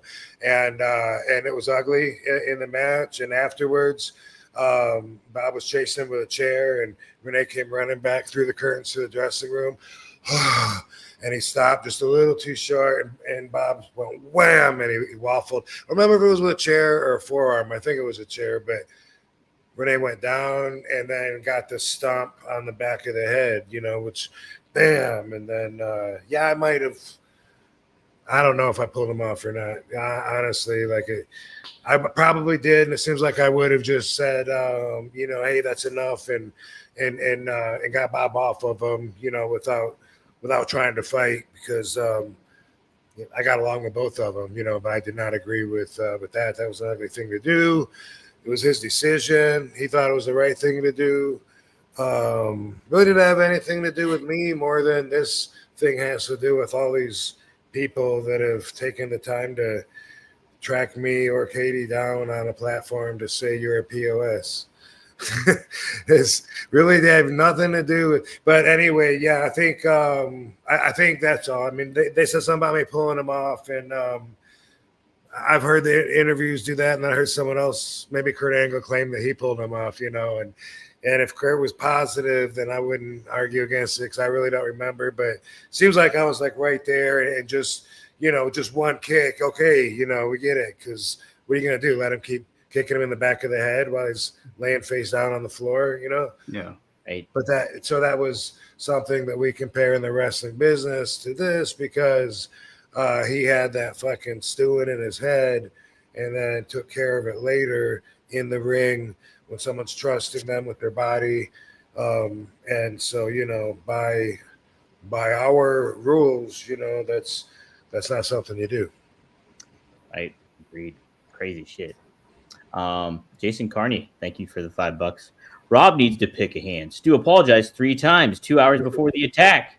A receipt would have been right when the can work happened. But Jason, no, I agree. I don't disagree with that. If you hate me because I disagree with that, then that's just your misunderstanding. So, you know, boom, that one was easy. But but the apology was unconditional. Or I'm sorry, conditional, not unconditional. The apology was conditional, and fucking Raja, whatever he had in his head for, I get to get him back. All right, man, as long as I get to get in there and get him back, okay, then I'll accept the apology. Whatever was in his head was some crazy shit right there. Yeah, absolutely. Brooklyn Brian, thanks for the $2. RVD, what about the guy covering Stu for the 3 count afterwards? The guy made a pin. There was the pin made after the. I'm glad they brought that up. For this, I can get legitimate heat. People can hate me for my real answer on this, because after seeing it a few times, I liked it with in mind if the guy covering him didn't know what was going on, didn't know how bad it was, and was trying to save the business. Like why wouldn't you do that? Why wouldn't you do that from old school thought? So there's that, you know, unless it was like something where you knew like, wait, every second counts, but you're not going to move them anyway. You're gonna, you know what I mean, and you're gonna wait for the medics. Why not pin him sometime between then and when the stretcher comes down? I literally heard somebody today, a famous wrestler, big time wrestler, share a story where he was seeing somebody get hit repeatedly, really, really badly, but he thought it was, you know, it was a work, like it was going on, but legitimately later on he found out it was legitimate, and then after the fact he took action, but he wasn't aware of it at the time. So people don't want to believe that you might not realize it, even though you're right there, you know. At that point, are we under the impression that the ref didn't know? Well, maybe the ref. Oh, that's a good point about the referee. I haven't watched it from the ref's point of view, but what I'm saying, which people you can go ahead and hate for not misunderstanding, but I really mean this from my point. If dude's down, and if you're waiting for the EMT to come, and they're on their way, and you're standing there, and you don't know what to do. Stu, wake up, bro, you need something, maybe a few smacks or something. I mean, I come from a school where that would probably be the right thing to do, is at least, you know, fucking cover him to save the story. And I realize that, like as that dude in the cowboy hat said, kayfabe is dead. But I still don't like it. That you know what I mean? Like that's my least favorite part about the business is, as I already explained, about the generation coming up, thinking they knew what it was. They made it what they thought it was. Now it is what that was, and these other ones are going to be coming up next. Whether you look at it as evolving or dissolving, you know, it's changing over the years, and I don't mind being tagged to the old school because that's really where my fundamentals are, my values, you know. Let's make it clear to the chat and all the social media people that will be reading this is that Rob says it's based off of the guy not knowing what was going on making the pin. That he had the old school mindset to make the pin, but the guy didn't know that the guy got annihilated legitimately by Roger. Yeah, I mean, just to make it clear, just to make my stance clear on it, I think I watched it. The ref was fully aware because at this point, Douglas Mallow and the rest of the locker room had already pulled him Roger off, and the ref was kind of like looking around at what the hell is going on, but he knows that something has gone sideways. And then this other, I don't know who that was that ran in for the 3 count. Yeah. And I was watching it and I was like, because I've done referee work for indie promotions in the UK before, and I would have told the wrestler, get off of him. What you doing? Get off of him. This is right? madness. Yeah. Like if a wrestler jumped on the guy and said, "You ref, fucking get down here," and had him pinned, you would say, "No, I'm off the clock now." Yeah, I would have told the wrestler to get off. Like he's coughing up blood. He's lost teeth. There's someone in the ring right now that at any moment, because of Roger's strength as well, he could have pushed someone off and then just run over and Randy Orton punted the guy that was doing the 3 count. So if it was like a situation where something had gone wrong with a wrestler, like I don't know if it was an angle or not, but when Eddie Guerrero was in the ring, it looked like he was having a heart attack and JBL pinned him. There's only 2 parties in the ring and they both know each other. But if there was a third party in the ring that we don't know who wants to seriously hurt you, I think at that point the referee's got to like step in and be like, "What are you doing?" So he could break free and then we could all get hurt. Yeah, I agree with you on that one for sure. Yeah, the referee should have just been like, fucking get off him. Yeah. So one story that I can kind of relate to this, and when I was brought in, you don't, no matter what, the number one rule is to always protect the business, and we were committed to it. And I'm just telling you to explain my mindset, because I'm not inviting people to say, "Well, fuck you, this is 2025." Like I know that, and I don't like that. But when I wrestled Abyss in TNA, and this was like what 2000, so I was there from 2010 to 12. Was it back then or was it the next year? I know it was back then, 2010 and 12. Anyway, because Hulk Hogan was there and was part of it. And I'm wrestling Abyss, and we're at the very end of the match. And I did a springboard back kick off the second rope corner. Bam! And I hit him, boom. And he went down, and I want to go for the Rolling Thunder, but he's a little out of position. And I'm like, fuck, why ain't he moving into, like, I can't really hit him right there. And I went down and looked at him, and his mouth was all bleeding. And he goes, "Rob, you kicked my fucking teeth out." Pretty intense moment. I had no fucking idea. No idea. Like, I didn't feel it on my foot. I almost didn't believe it, like, holy shit. And I just gotta go for this Rolling Thunder. Hulk Hogan's gonna trip me or go to trip me, boom, something. That's the end. And I gotta get there. That's just the way that I was trained, I scooped him up. So, and I'm like, "Sorry, dude." And boom, I slammed him or something, went for the Rolling Thunder. And I don't remember, Hogan tripped me or something, but I was like 1-2 moves away from being right there. And when I'm in that position, the thought would never cross my mind to say, "Oh, boom, the show's over." Never. And not just me, but people that were from my generation. It would never even cross our mind. Just like if we're hurt in the ring, we would never think, maybe I should stop the match and tell them I'm hurt so they can carry me out. Never would cross our fucking mind. No matter what happened, if we're physically able to continue, then we would have. Different mindset, different business, and maybe some of my perspective is outdated. Maybe now in some dressing rooms it is cool to go up to someone, as long as they're a worker, fucking crack an egg over their head. I've never been Rob, interested. could I ask you, like, if in that situation with you and Abyss, if there was a third party in the ring who had knocked Abyss's teeth out, would you have still aim to go for the Rolling Thunder, or would you guys have all focused on getting that guy out of there and maybe stopping? I think focus on the guy. That's a great fucking point that has that changes everything.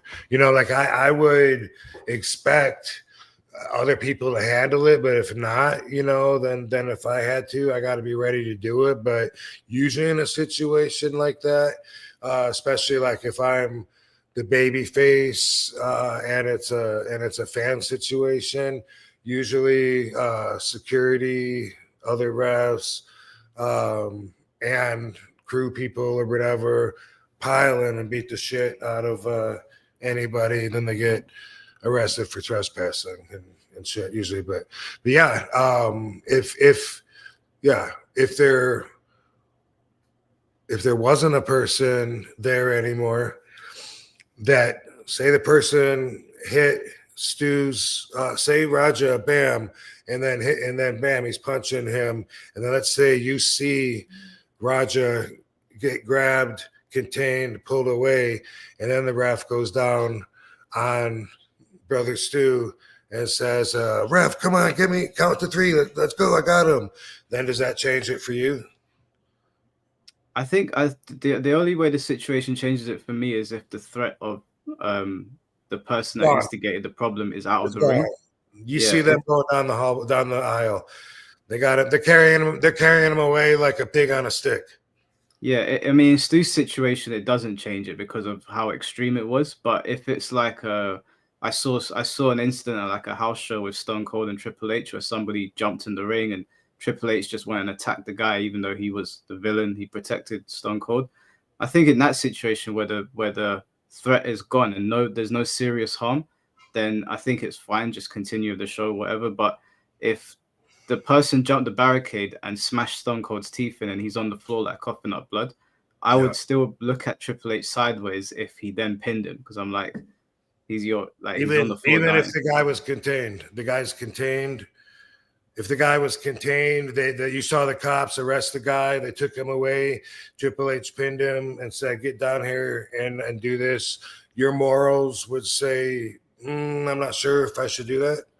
Yeah, and I guess because I'm not from like your era in the business, so like I can't really sit here and act like I know what I'm talking about. But just from somebody on from the outside looking in, if Triple H is not conscious and I've pinned him, I think it's different to him looking over at me going, "Just get the pin in and let's finish the match," because he's just not there right now and he's coughing up blood. Yeah, well, you could always just be like, the match is over, like call the match. Too. Yeah, like because they thought up the X's for all sorts of things, right? So it wouldn't be weird to see them throw up an X if someone was on the floor knocked up. Yep. It'd be weird to me. I've only seen it maybe once, and that was when I did the return in Philly. And they told me about it. If I bleed, they're going to pull the X, pull me out. If they can stop the bleeding, cool, I can continue. Otherwise, if they can't stop the bleeding, I'm done. And I'm like, this is my big fucking return. Are you kidding me? Like that it's a ladder match, and I got to make sure not bleed. And Sheamus, wham, hit me with the ladder, busted me open. They pulled me aside. And I'm like, no, this is RVD. Welcome home to Philly. Philly. Yeah, damn. That's when Linda was running for office. That's when Linda McMahon was running for office, and they had to they were trying to cover all their bases. Let's not get blood on television. Yeah, well, but anyway, just everything's conditional, and also I think that the eras change it as well. But it too makes it different. If people like Mike if the fans think like that, they will be running the business if they're not already, and it will just become that. That's my prediction. Which maybe it already is. Maybe they use the X's a lot more than I know. I don't know. Did they get rid of the? It almost seems like they got rid of the X's. I think. I feel like we're getting sidetracked though. Yeah. And I don't ever want to be in a position where I'm like running the business or telling wrestlers what to do. I just have like opinions, but I'm well aware that I could be like ill-informed or whatever. Yeah. Well, you are very informed. You're giving some good insight too. I appreciate you coming on here too. Yeah. Brooklyn, no, maybe I didn't read this one. Brooklyn Brian, thanks for the $5. What about the children that were present at Knox Wrestling Show and got traumatized? Children weren't there for that MMA violence, mental health mattered. Well, that's some ugly consequences. When you say, what about, keep in mind, I've never one time condoned what Raja did, that's not my feelings. So I know I never said that. It was it too far? Too far for you? Too far for a reasonable person? Not too far if he wanted to murder somebody. Right. I'm just an outsider. So it all depends on what you're talking about, as far as that goes, subjectively. Yeah. So he just went too far. So Maddie has a fun one. $2. Thanks. Maddie, RVD and Dom, you are legends. Basic thinkers suck a fart. Thanks, Maddie. Maddie, fuck basic thinkers. OJ, he must be a friend of yours too, Mike, or knows your follower. OJ's always in my streams. Yep. What's up, OJ? Saying hi to both you guys. Cool. Why is King Carter for the $2? Thank you. Why is no one talking about the Black Pearl involvement? That's Reno. We did. We did talk about it. We did. Yeah, I spoke about it as well. Yeah. What do you want us to say, man? Yeah, go back and rewatch it. I was listening to Jim Cornette's reaction on this, and he called him a deflated Alpha or something like that. I don't know. Yeah, I saw that. Black Pearl is he set it all up. My story always from the beginning has been the way I understand it. Both Raja and Stu were probably both set up and made an agreement with both of them having different ideas of what they were agreeing to. So far, I mean, that still is my view. Now the information about him saying something about wrestling being scripted and he's going to go off on his own or whatever, like that is new to me. So I want to check that out and hear exactly what he says. But as I've always said, I only said so far, and so far means only so far. There we go. Let me get this one. God Phoenix 66X. Thanks for the $5. RVD, do you still have beef with Chris Jericho? Or are you guys cool? Chris Jericho's awesome. Don't have beef. Don't have beef. I always enjoy our matches. He's a fucking great wrestler in the ring. So I hope I get to wrestle him again sometime.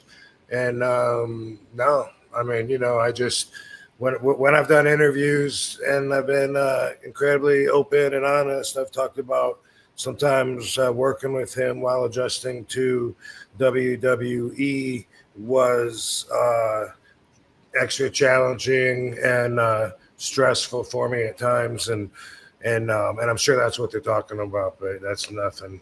That ain't no heat. Ain't no beef.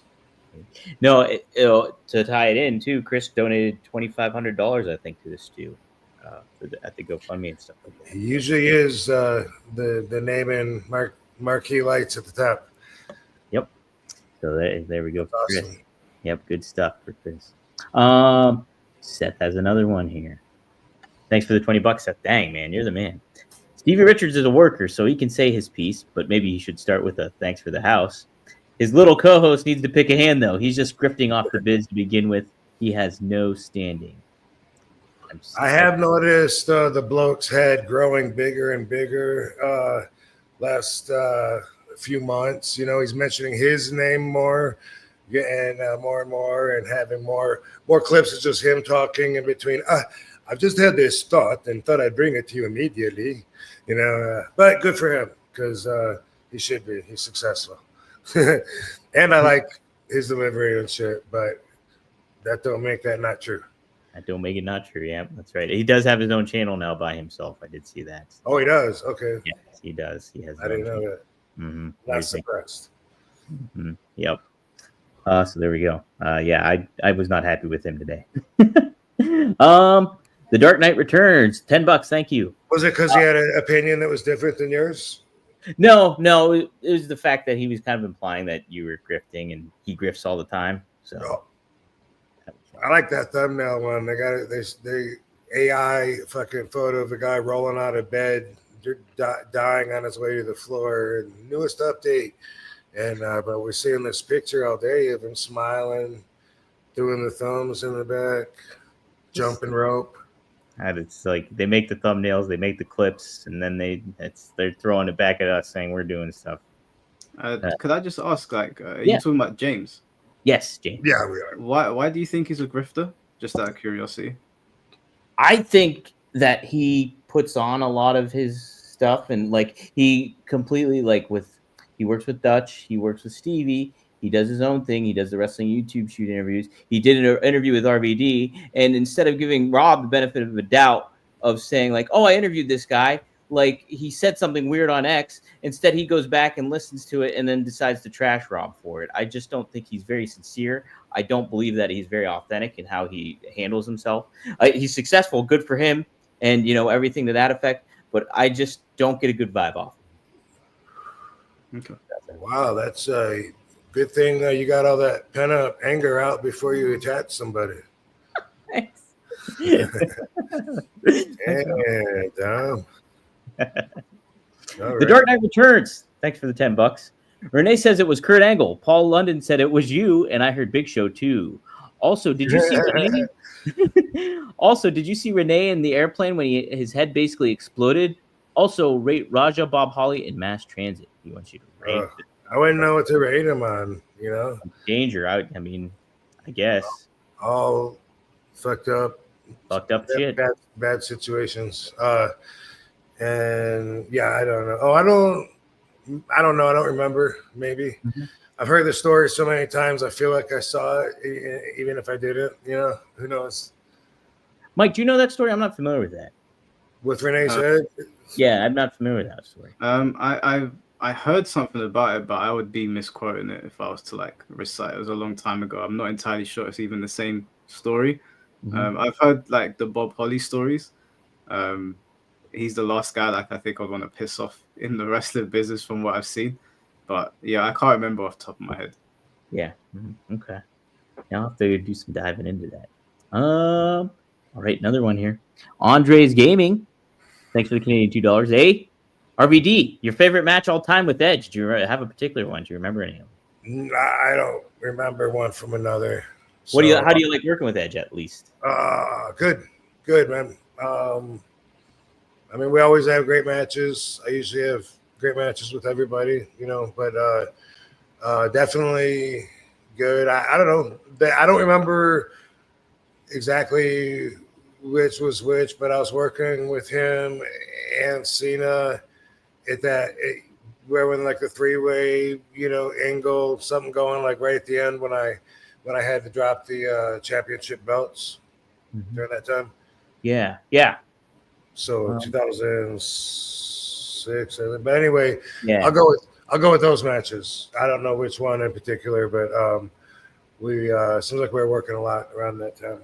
He was pretty hot at that time with the Rated R Superstar, and I was taking off. And I was feeling like a superhero, bringing it with ECW. Coming back and shit too. So I was definitely feeling at the top of my fucking superhero game. Were you a pretty big fan back then, Mike? Around that time? Yeah. I've been the first match I ever watched was Undertaker versus Undertaker. I was born in '92, but my mom used to tape like a lot of Bret Hart matches and Shawn Michaels. She was a massive fan of them, and then so I got to watch a lot of stuff from like Macho Man's era going into like the new generation. But yeah, no, I loved it. One of my favorite matches from Rob is when he fought Jeff Hardy on Raw for the IC title, because I remember. I'll never forget. I think it was right at the end of the match. Rob kicked him and he fell off the ladder and it looked like he was going to fall right on his head. And all of us that kind of stood up and were like, oh shit, but he kind of fixed it on his way down. So that was a really cool match. That's some good talent right there. I tell you what, Jeff and Rob. Was that Brian Lee as the second Undertaker? Yes. Yeah. The one of them had Brother Love and the other one had Paul Bearer. I think that was SummerSlam '94, if I'm not mistaken. Okay. Yeah. Cool. All right. Typhoon 888. Thanks for the $10. He says thank you, RVD. So there you go. Well, thank you, Typhon 888. I'm not sure what I did, but I appreciate you joining us and engaging in the convo. Yes, thank you, Typhoon. Feel free to hate on weed or CTE or anything like that. Hey, by the way, Mike, do you know much about CTE? Just like what I read online, I know it's a much bigger conversation now. I know they're still like developing the technology on tracking it and how to understand how the brain works and everything. I know it's like very prevalent in American football or like the UFC. So I know some stuff about it. I'm not going to pretend to be like a doctor or anything, but I know it's quite serious. What did you mean when you commented on that on the clip that we played at the beginning of the show when you said, I think you said that would be maybe a good defense for Raja? Yeah, because he had a concussion beforehand, but there's no evidence to suggest right now that that is the cause of his anger. It could just be that he has anger issues or that he's upset at people. And I didn't want to lean on the fact that it could be CTE when we don't actually know if it is. Because I know, like I said, whenever I read into it, the studies around it look very complicated, and it looks like the technology is not all the way there to understand it fully. So people that were saying, sorry. Are you aware there's a big difference between like long-term concussion syndrome and CTE? Yeah, I know there's a difference. I think my main thing is that I don't think most people do, so I just was wondering. Yeah, obviously it's a possibility. It's always going to be a possibility when it comes to the brain, but I didn't want to lean on the fact that it might be that, because then that kind of absolves him, because it's kind of like it was out of his hands. His brain's a little bit damaged, and it might be, but I think it's more likely that it's not this. That's not the case, but that's an assumption. Obviously, I'm not saying it's a fact. Sure. Yeah. Good conversation. Cool. Maddie, thanks for the $2. Do we see the other titty, RVD? I just met Mike, and that's embarrassing. Yeah, right. That's Well, let's get to know each other a little bit better. Why don't we do that? They think it's embarrassing fighting to have the right to have an opinion that's different than them. They think I should be embarrassed at that, but I'm only embarrassed at showing the second titty. You don't want to share the second titty. No. Embarrassing. Oh my God. No. One titty's enough. You don't want to be a real slut, Rob. Gem the Dawn. Throwing his career right in front of us. Man, when he showed that titty, it ruined it. Gem the Dawn, thanks for the $2. Can't wait to see you wrestle again, Rob. Good insight. Well, appreciate you saying good insight, Gem the Dawn. Katie was afraid that people weren't going to understand my perspective. And really, so far, it seems like we don't even really disagree on that much. We see the agreement conditions differently. And I don't know. I just suspect that from the start, this crazy dude was thinking he was going to get in an ass whooping, and everyone was okay with it. And they just told him more and more and got in his head, which I don't know. Are you going to differentiate that, Mike? Or is that basically kind of what happened? But I get that you say that you think the conditions were soft, that they were whole again, and that he was a snake and then took advantage of him, which obviously that's got to be a part of it too, I guess. But yeah, I think that's ultimately what it comes down to for me, that there was a handshake, there was a sorry, and there was an acknowledgement. And then Stu's guard was basically down because Stu let him pick him up. There was no like pushback, because I guess in his mind he was like, we planned this, he's gonna get me back. Because but you know, you're not saying that Raja couldn't like double leg and like pick him up, right? No, like I think at the point where Raja picked him up was all fine. It's when he slammed him and then started laying in shot after shot. Like 27 shots is a bit excessive. You could have argued maybe he laid in 2 and then backed away, and it was like, oh, okay, I've made a mistake. But he was fully aware of what he was doing. So I think after the handshake and the acknowledgement, that's kind of where like all of the what ifs go out the window for me. It's just a case of, you've done this guy wrong. It's like if we had an agreement, like I've come on this podcast now and we've spoken respectfully, and then I come off of the podcast and I just start trashing you, and everyone's like, but didn't you just sit there having a decent conversation? I would look snaky if I did that. So that's how I see it. I don't think you should act one way in front of somebody and then do something behind their back, which is what he did. Yeah, I'm not so sure. I definitely get that and agree that maybe that is a deal, but it looks to me like there's never a point when they're shaking hands where and I'll watch it again too, but I didn't see a point where Roger was like happy. He was, oh, dude, don't worry about it, man. No, I get it. I see how shit happens like that. No, big misunderstanding, bro. Cool. No, man. No, hey, looking forward to working with you in the ring. I didn't see that. What I saw was pouty face and it's someone that was reluctantly shaking a hand in agreement, like I get to still get mine, right? And I just think from the beginning that he was psycho and is an animal and just had some crazy thoughts in his head that he was agreeing to, and thought, he thought his girlfriend was saying pick a hole, But Mike, that's basically what you think though too, right? Isn't it? Or am I mistaken? Like I don't like Rob is right in saying that when he looked at Roger, he could see that he didn't mean it, because that is ultimately what happened. He didn't mean it. But my argument is that it's snaky behavior. And somebody in the chat said, does shaking hands or accepting an apology just suddenly absolve you of all negative emotions?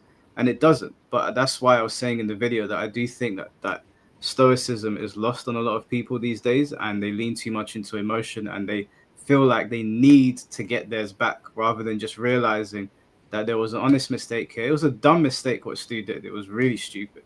Right. But just realizing that it's a silly mistake. I'm mad at him. Maybe take him aside and be like, look, yo, I'm not cool with you or whatever. I don't want to be a part of this. But he saw it as an opportunity. Like he said it on stream out of his own words that he was gonna hurt him. And he was very clear in saying that he knows it's not scripted, he knows it's not a work or whatever.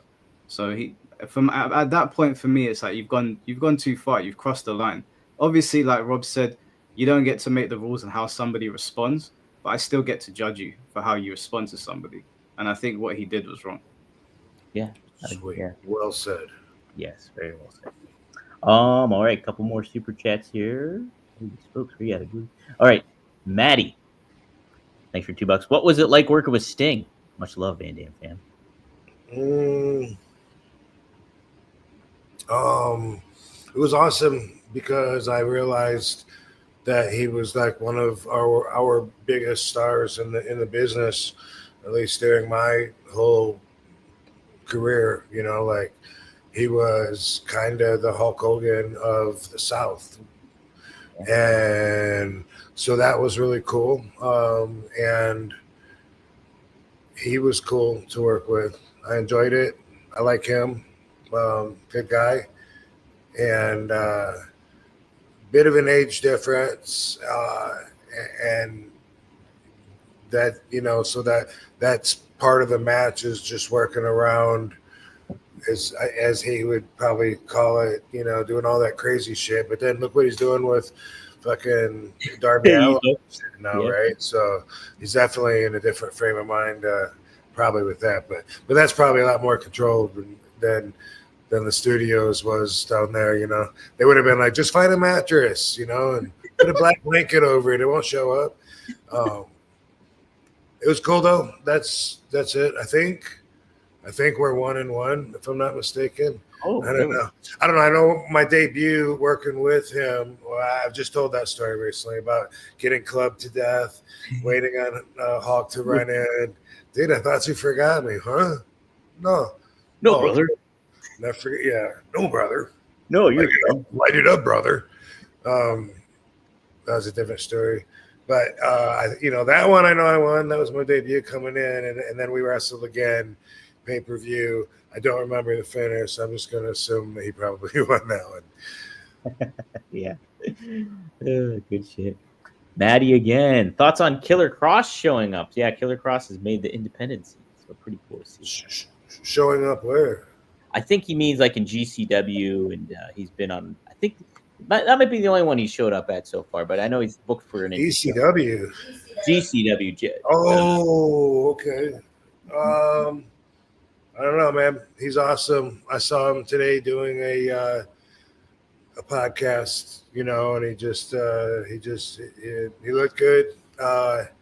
good vibes coming out of him, and I like how behind him the fans are. So Yeah. I guess he can go wherever he wants now. I emailed him to come on to this show. I haven't heard back from him. Maybe I'll follow We up. actually asked him to a couple weeks ago. Yeah, Yeah. they were doing something. Yeah, he'd be cool to have on. Do you like Karrion Kross, Mike? Yeah, I was a big fan of him. I don't understand why WWE let him go. I thought it was all a work and he's gonna pop up at some point, but apparently not. I think Karrion Kross is awesome. I love listening to his promos. I think him and Scarlett are a good duo. It sucks that he's not there, but as long as he's happy and he's doing what he wants to do. Yep, that's it, man. That's it. All right. Oop, just pop that one up. Andrews Gaming. I know the answer to this one, Rob. You've talked about this a couple times, actually. Favorite promotion to work for? I think ECW. Am I wrong? No, you would have to look at what perspective you're going to take. ECW was by far the most fun. WWE, of course, was the biggest, most money, biggest crowds, worldwide schedule, all that. And then TNA was my easiest. It was the least amount of work for the money. And I think those three are probably what they're interested in. I mean, I worked for All Japan for several years, from 93 to 99, actually.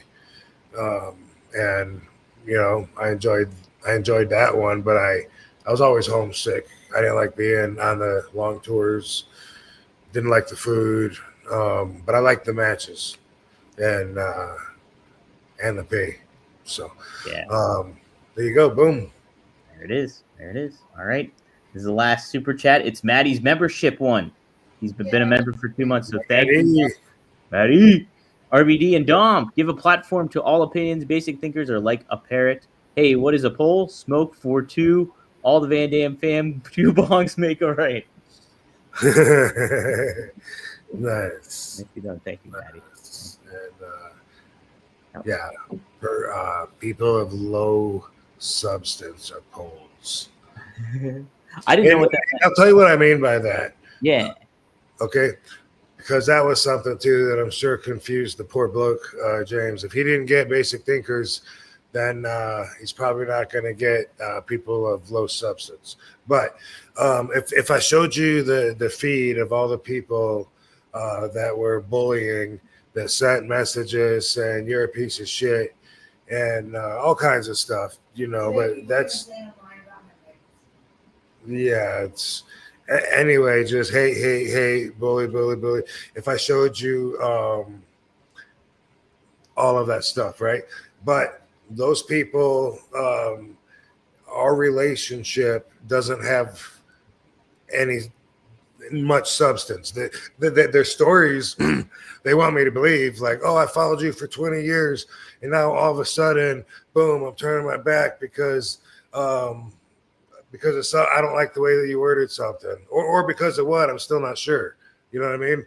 I still don't even know what the hate is about, if it's a misunderstanding or if it's something that I actually said. I don't know. But those people, we don't have any substance in that relationship. But I'm sure they do. They have substance. They're substantial to their mom, who lives upstairs, or their family. They have that. So, but to me, as far as our relationship, they're just of low substance. In fact, if I just don't look at social media, then they don't even exist. So it's not like family and friends and people that have known me for a long time that are close to me are reaching out. Rob, you're a piece of shit. You should hang yourself. You know what I mean? Like, that would be substantial. Yeah. But it's like cardboard cutout people that know 3 things about me, and 2 of them are CTE and marijuana. And so, that's why it's not anything to be concerned about. It's just in their bubble. If in your bubble, I'm the devil, that's cool. You normally don't even exist in my bubble. unless I go find you on social media, which is very polluted right now, or has been. So anyway, I hope if there's anyone influential listening that, you know, like Maddie, for instance, I hope that a takeaway for anybody on this would be that you can't have a society where it's a crime to have an opinion that's different than everyone else's.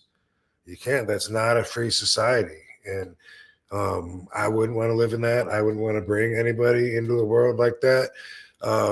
What is that the definition of communism? I don't know.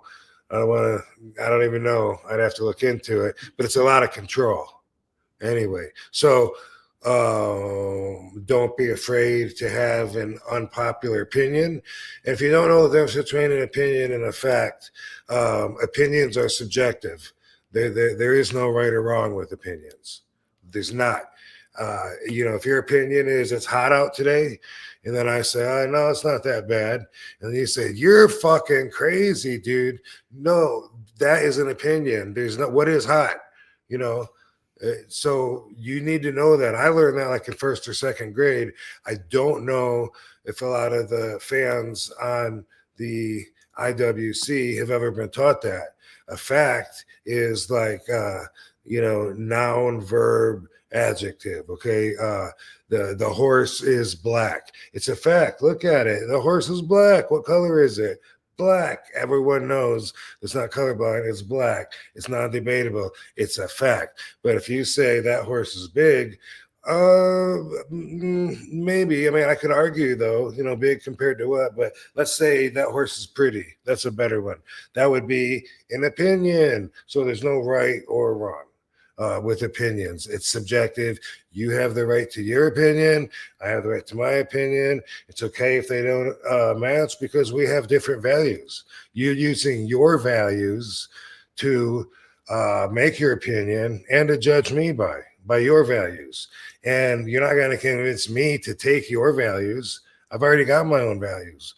So don't push your values on me and don't expect me to be able to see what you see with your values because I have my own values. So anyone that's trolling, sending all the hate, all I'm doing is looking down on you anyway. So why, you know, would you factor in? You don't. So ooh, gross. What an agenda to have to try to make people feel bad. But good luck with that. Y'all should be proud of yourself. Nicely said. King, we got a couple more super chats that chimed in. King Carter 9954 says AJ Mana said he let Stu know who Raja was before. Yeah, I didn't catch a lot of AJ Mana's commentary on this. He just. Oh, you didn't? You should look it up. He's screaming. That's why. Yeah, well, I saw a little bit, just a little bit. I haven't seen his whole stuff because I was like, well, he's just lying. It seems like everything. He is in a spot though, you know, position like being on there. You remember what a receipt is, right? Yeah. I don't think he knows what a receipt is, and I don't think, you know, all the fans claim to know what a receipt is, but when you're giving a receipt, the size of the receipt depends on how you're feeling. You know what I mean? You can't, like I said before, you can't just go to Mike Tyson in the Walmart parking lot, smack him on top of the head. Are you expecting him to just do the same to you? Boom, there. Now we're even. No, he's gonna go boom, boom, boom, boom, boom, boom, boom, boom before you even know it. And he gets to decide. He gets to decide the size of the receipt. Now, I don't condone that it was done later. I've already said that to death. If you still don't get it, then you know, sorry about that. Or here's a good one here. The Protoctophile. Thanks for the $5. Yes. Gotta love a civil discussion over any controversy. Much respect all around. Super cool to see Mike getting around. Take care, guys. Cool stuff.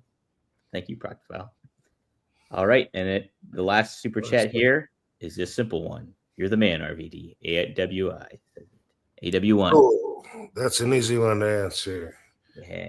Appreciate you. Appreciate everybody. And I haven't been looking at the There's been a lot. chat room. I don't think I will. Yeah, but don't. It was hard for me to keep up with it all. There's a lot going on. yeah. Hey, What a goal. Mike, talk a little bit about what you got going on and anything you want to promote on here too. It's been really cool to have you on here. Yeah, you've asked some questions I didn't ask, and I appreciate you doing that and stuff. No, I really appreciate you guys having on. Obviously, it's a big honor for me being a wrestling fan to be on RVD's podcast. So I really appreciate you reaching out. Like I said, I woke up at 6 a.m. I saw RVD's name in my inbox, and I was like, "Am I still asleep?" So this has been a cool experience for me. It's nice to have respectful disagreements with people and just move forward from it. You don't have to hate each other over it. As for my YouTube channel, it's just my name, Mike Holler. I'll be honest with people, I don't have any real direction on the channel. Things just sort of pop up. It's going really well. I can't complain. Like, the community is super supportive. I kind of just wake up in the morning and see what's going on and see what I kind of care to speak about. And the one thing that I've tried to do is I've tried to foster a community where you can have right-wing people and left-wing people and people that agree or disagree, and we all get along. Like, there's no fighting. Like, even today we were talking about the Roger Jackson thing, and some people were disagreeing with me, and it was fine. Like, there's no death threats or anything. I find that behavior childish and weird. So yeah, if you like fighting games, then we do loads of streams on like Mortal Kombat, Tekken, Street Fighter, Bleach, Naruto, whatever it might be. And then my videos are kind of all over the place. So yeah, it's turning into a bit of a variety channel. Nice stuff, man. Keep at it. Yeah, it's cool stuff. You already have a good subscriber count going, and yeah, you got a good mindset about you, and you're a great conversationalist. So keep cooking with it, man. We'll have to get back on here for some added insight. I like your intake and everything. Yeah, I think sorry, Rob, what was that? I was just gonna say I appreciate your perspective. Like I told you when I reached out, and I dig your vibe. I can't be having a conversation with someone that's like, "You piece of shit." Oh, did you take that personal? I didn't mean that. That was never my intention. Yeah, it's not in my personality to do that, and hopefully, like I can come back and talk to you guys at some point. But the last thing that I'd like to say is that I think I differ with you guys on like reading chats and responding to like haters and whatever. Mm-hmm. I've actually found it like super beneficial to listen to people that really don't like me, because even though there are some crazy people that say really weird things, sometimes there's people that don't like me and they have like legitimate gripes of how I put myself across. And I found that I don't know if it's because of my personality, like I'm pretty chilled and laid back. I don't get upset when I read things on the internet. I found listening to some of like the people that don't like me to be quite helpful, because like I make mistakes as well. And sometimes I think because of the way people are on the internet, like it's a very volatile place, they assume if I say something that I'm on somebody's side or I hate them. And I think it does help to give them a little bit of time to just explain yourself. And some of them will just say something crazy again anyway. And it's like, okay, I tried. And then some of them will be like, oh, okay, I didn't see it from that perspective. Yeah, my only thing I was doing was trying to make sure when I could was that there wasn't nothing like really, really out of bounds that was getting said. If they were just disagreeing or saying something kind of stupid, I'd just let it go and things like that. We usually are pretty open with the chat and everything like that, but it was just I didn't want anything really hateful or mean-spirited or something that was really just out of bounds for somebody to. That's the only thing I was kind of keeping eyes on. So. Yeah. Well, other than that, I had a great time here. I really appreciate you guys having me on. Maybe we can have like you guys on my stream one day playing Tekken. Yeah, that's right. Rob's a virtual fighter, man. You're a virtual fighter, right, Rob? That's your game. What's that? Oh yeah, no, that's like the last game that I played was Virtual Fighter. The last modern like arcade game. That was a long time. Virtual Fighter 6 is coming out. Well, what is? Virtual Fighter 6 is coming out, so maybe we could have you on playing against some people. Wow, yeah. Once it started, instead of just being like two buttons and a joystick, with Virtual Fighter, it'd be, like push this up, push down, push up once, down twice, and both buttons. And that was, I don't know if I can remember to do all that shit. I'm not too bad at the Mortal Kombat. I can do Mortal Kombat. I had Mortal Kombat, the new one, not too long ago. So, but I'm not great at it either. So, Cool. Yeah, no, but I did think about that too. I thought about, if you wanted me to be on your show. You just said something. You just said something a minute ago when you were talking, and it led to saying that people are still going to say whatever anyway. But something about explaining something. But I don't know what you said, but whatever, it was something that I took as it sounded spiritual, and it was something that I was going to say. Like I agree with that too, and I don't know what it was, but it was something that I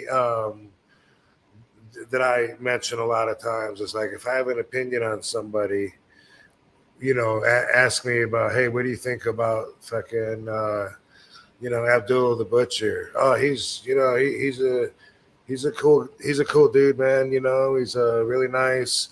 Every time I see him, he's in a good mood. He's jolly. I think everyone loves to see him. Well, he said you're a dick. Man, fuck Abby. Fuck that motherfucker. He's a punk. That's how I think. That's how I know basic thinkers think. They only got room for that one emotion, and they can't have confusing thoughts like that.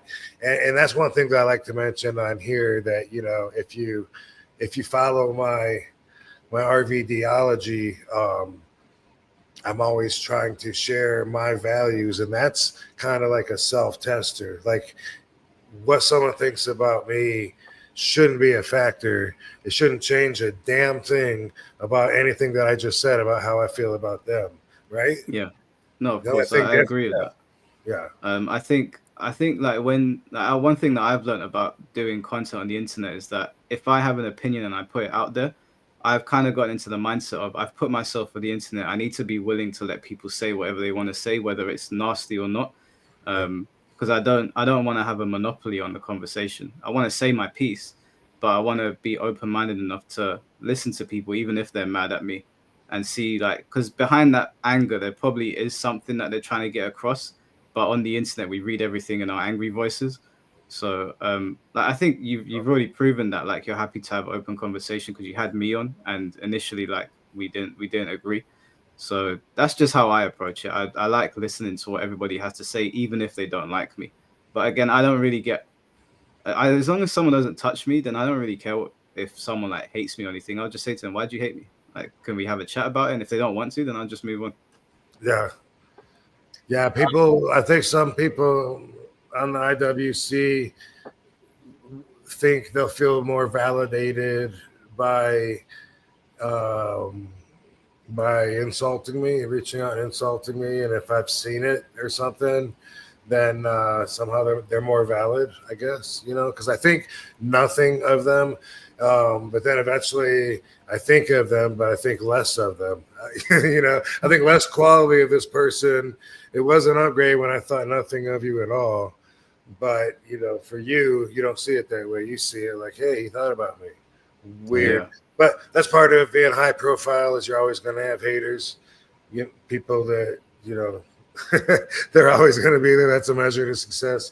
But cool. Yeah. Thanks for being on. I appreciate it. And definitely I would be happy to be on your show to, coordinate everything. And, yeah. Also, I've got you on Instagram now, so I'll drop you a message one day. Does it not seem like really we agree on everything, except we see the conditions of that apology possibly different? Like, is that pretty much? Yeah, I think you agree that Roger should be punished for what happened and what he did was wrong. I think where we disagreed was how we got there. I think you were exploring different avenues, and I was looking at it a different way. So I think that was the main disagreement. And I think because the situation is so volatile, when people heard those things from both of us, some people were calling me a hater and some people were calling you names. I think that's just the nature of the internet. But yeah, ultimately, I think when we get to the end of the road, we both agree that what Roger did was wrong. And even the promotion, what the promoter did was wrong. What the wrestlers did were wrong. Stu's opening beer can shot was wrong. Like, the whole situation's a mess. Yeah. You're out of order. You're out of order. You're out of order. The whole court's out of order. Hey, Rob, we did get one more super chat here. Okay. What other finishers did you use? This is from King Carter. What are me? fucking before the frog splash, I used the split leg moonsault, which in Japan they called the Hollywood Star Press. And Ron Slinker, the guy that gave me the name Rob Van Dam, he told me to upgrade at the Shooting Star Press, or not Shooting Star Press, the Hollywood Star Press, but the fucking split-legged moonsault. He said that it wasn't strong enough because I was one of the smaller guys at like 235. Most of the guys were like 260, 270, and looked way bigger than me. And my move, you know, boom, was kind of soft, and I agreed. And then I came up with the fucking 5-star frog splash because at the time that was the stiffest. What can I do to make use advantage of all my weight? I'll just jump up as high as I possibly can and bam, use my whole body to crash into the guy. And so I did that for a long time. And of course, the Van Daminator and the Van Terminator, which is an extension of it. I think that's probably about it. Me and Sabu might have maybe put some combination shit together as a tag team and use some of that. Definitely like putting somebody through a table from opposite sides. Can I ask you, like, your frog splash in particular looked the most painful because you like really got up there and you sort of stretch out where other people would sort of curl. Did it ever do like serious damage to you? Because whenever I was watching you do it, I was always like, that looks horrible to take. Yeah, I don't think that it ever did damage itself, but it definitely prolonged the healing of damage that I got before. I had a rib that hurt so bad 2 times. One, when Eddie Guerrero did the senton over the ladder and landed on me and knocked the rib out, and where my rib hits my back, and that thing hurt me for like fucking must have been 20 years, and just like boom, it doesn't hurt anymore as of just a couple years ago. Like from like 2005 till probably 2019 or something. This thing was like would come on and off, and always hurt me, and then boom, fucking my wrist did that recently the other day too. Like I always have wrapped my wrist for fucking at least 20 years to do benching and shit and curls and whatever, and I get sore because they've been broke so many times, and for some reason they fucking stopped hurting the other day.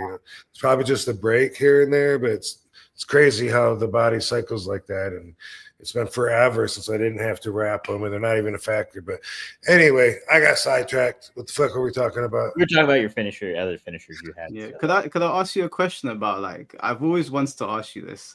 Like the way you would sell moves would genuinely make me and my brother feel like you were dead, and like it was super cool. Like I remember when you sold the RKO, we were all sitting there like, was that meant to happen? You know, or when you sold DDTs, like was that on purpose, or like did it ever hurt? One that I would say got me really good was, it actually wasn't one of those, but it was Randy's football punt. And this was before concussions was a thing. So I was leaving, my contract was up, I was walking out, I needed a break. So we had that stretcher match, and he did a football punt underneath my chin. And dude, this is so relevant to what some of the guys like Chael Sonnen are trying to argue. You know, I heard him saying that some of the wrestlers say, just lay it in there, I'll roll with it and whatever. I don't know if you heard that, but they're saying, yeah, the Big Show said that to Floyd Mayweather.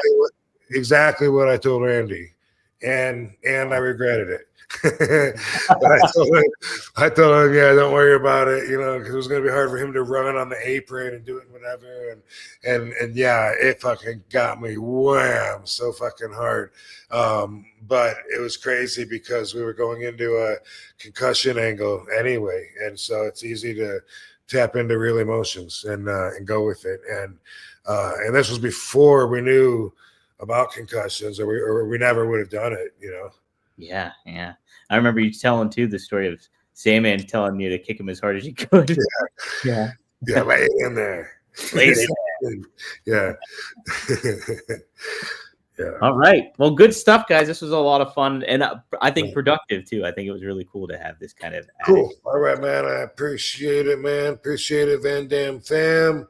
Ain't got much to plug on this end. Lucky to be hanging out off the road for a minute. Nice. Yes, guys. If you haven't, subscribe to RVD's YouTube channel. Subscribe to RVDTV.com. Also, be sure to sign up for Only Wrestlers. OnlyWrestlers.com. Get your free account on there. You can sign up for RVD's account for free, Katie Forbes' account for free, and they got a show coming up in San Antonio. Be sure to keep your eyes peeled for that as well. But Mike, thank you again for joining. Rob, it's always a pleasure. I hope you did get the trash out tonight, though. Yeah, but I will. Thank you for your reminder. Yeah, thank you, Mike. Appreciate it. Talk at you soon. Have a excellent tomorrow from where I'm at, and he's already doing tomorrow. Yeah, I got work in 6 hours. Oh my God! Sleep. He's 8 hours ahead. It's already 5 in the morning where he's at. And, no, it's fine. Honestly, this was a privilege, so I really appreciate it. Well, thank you for doing it, man. Awesome. Cool, we'll man. see everybody next time here on. Everybody, keep your minds open.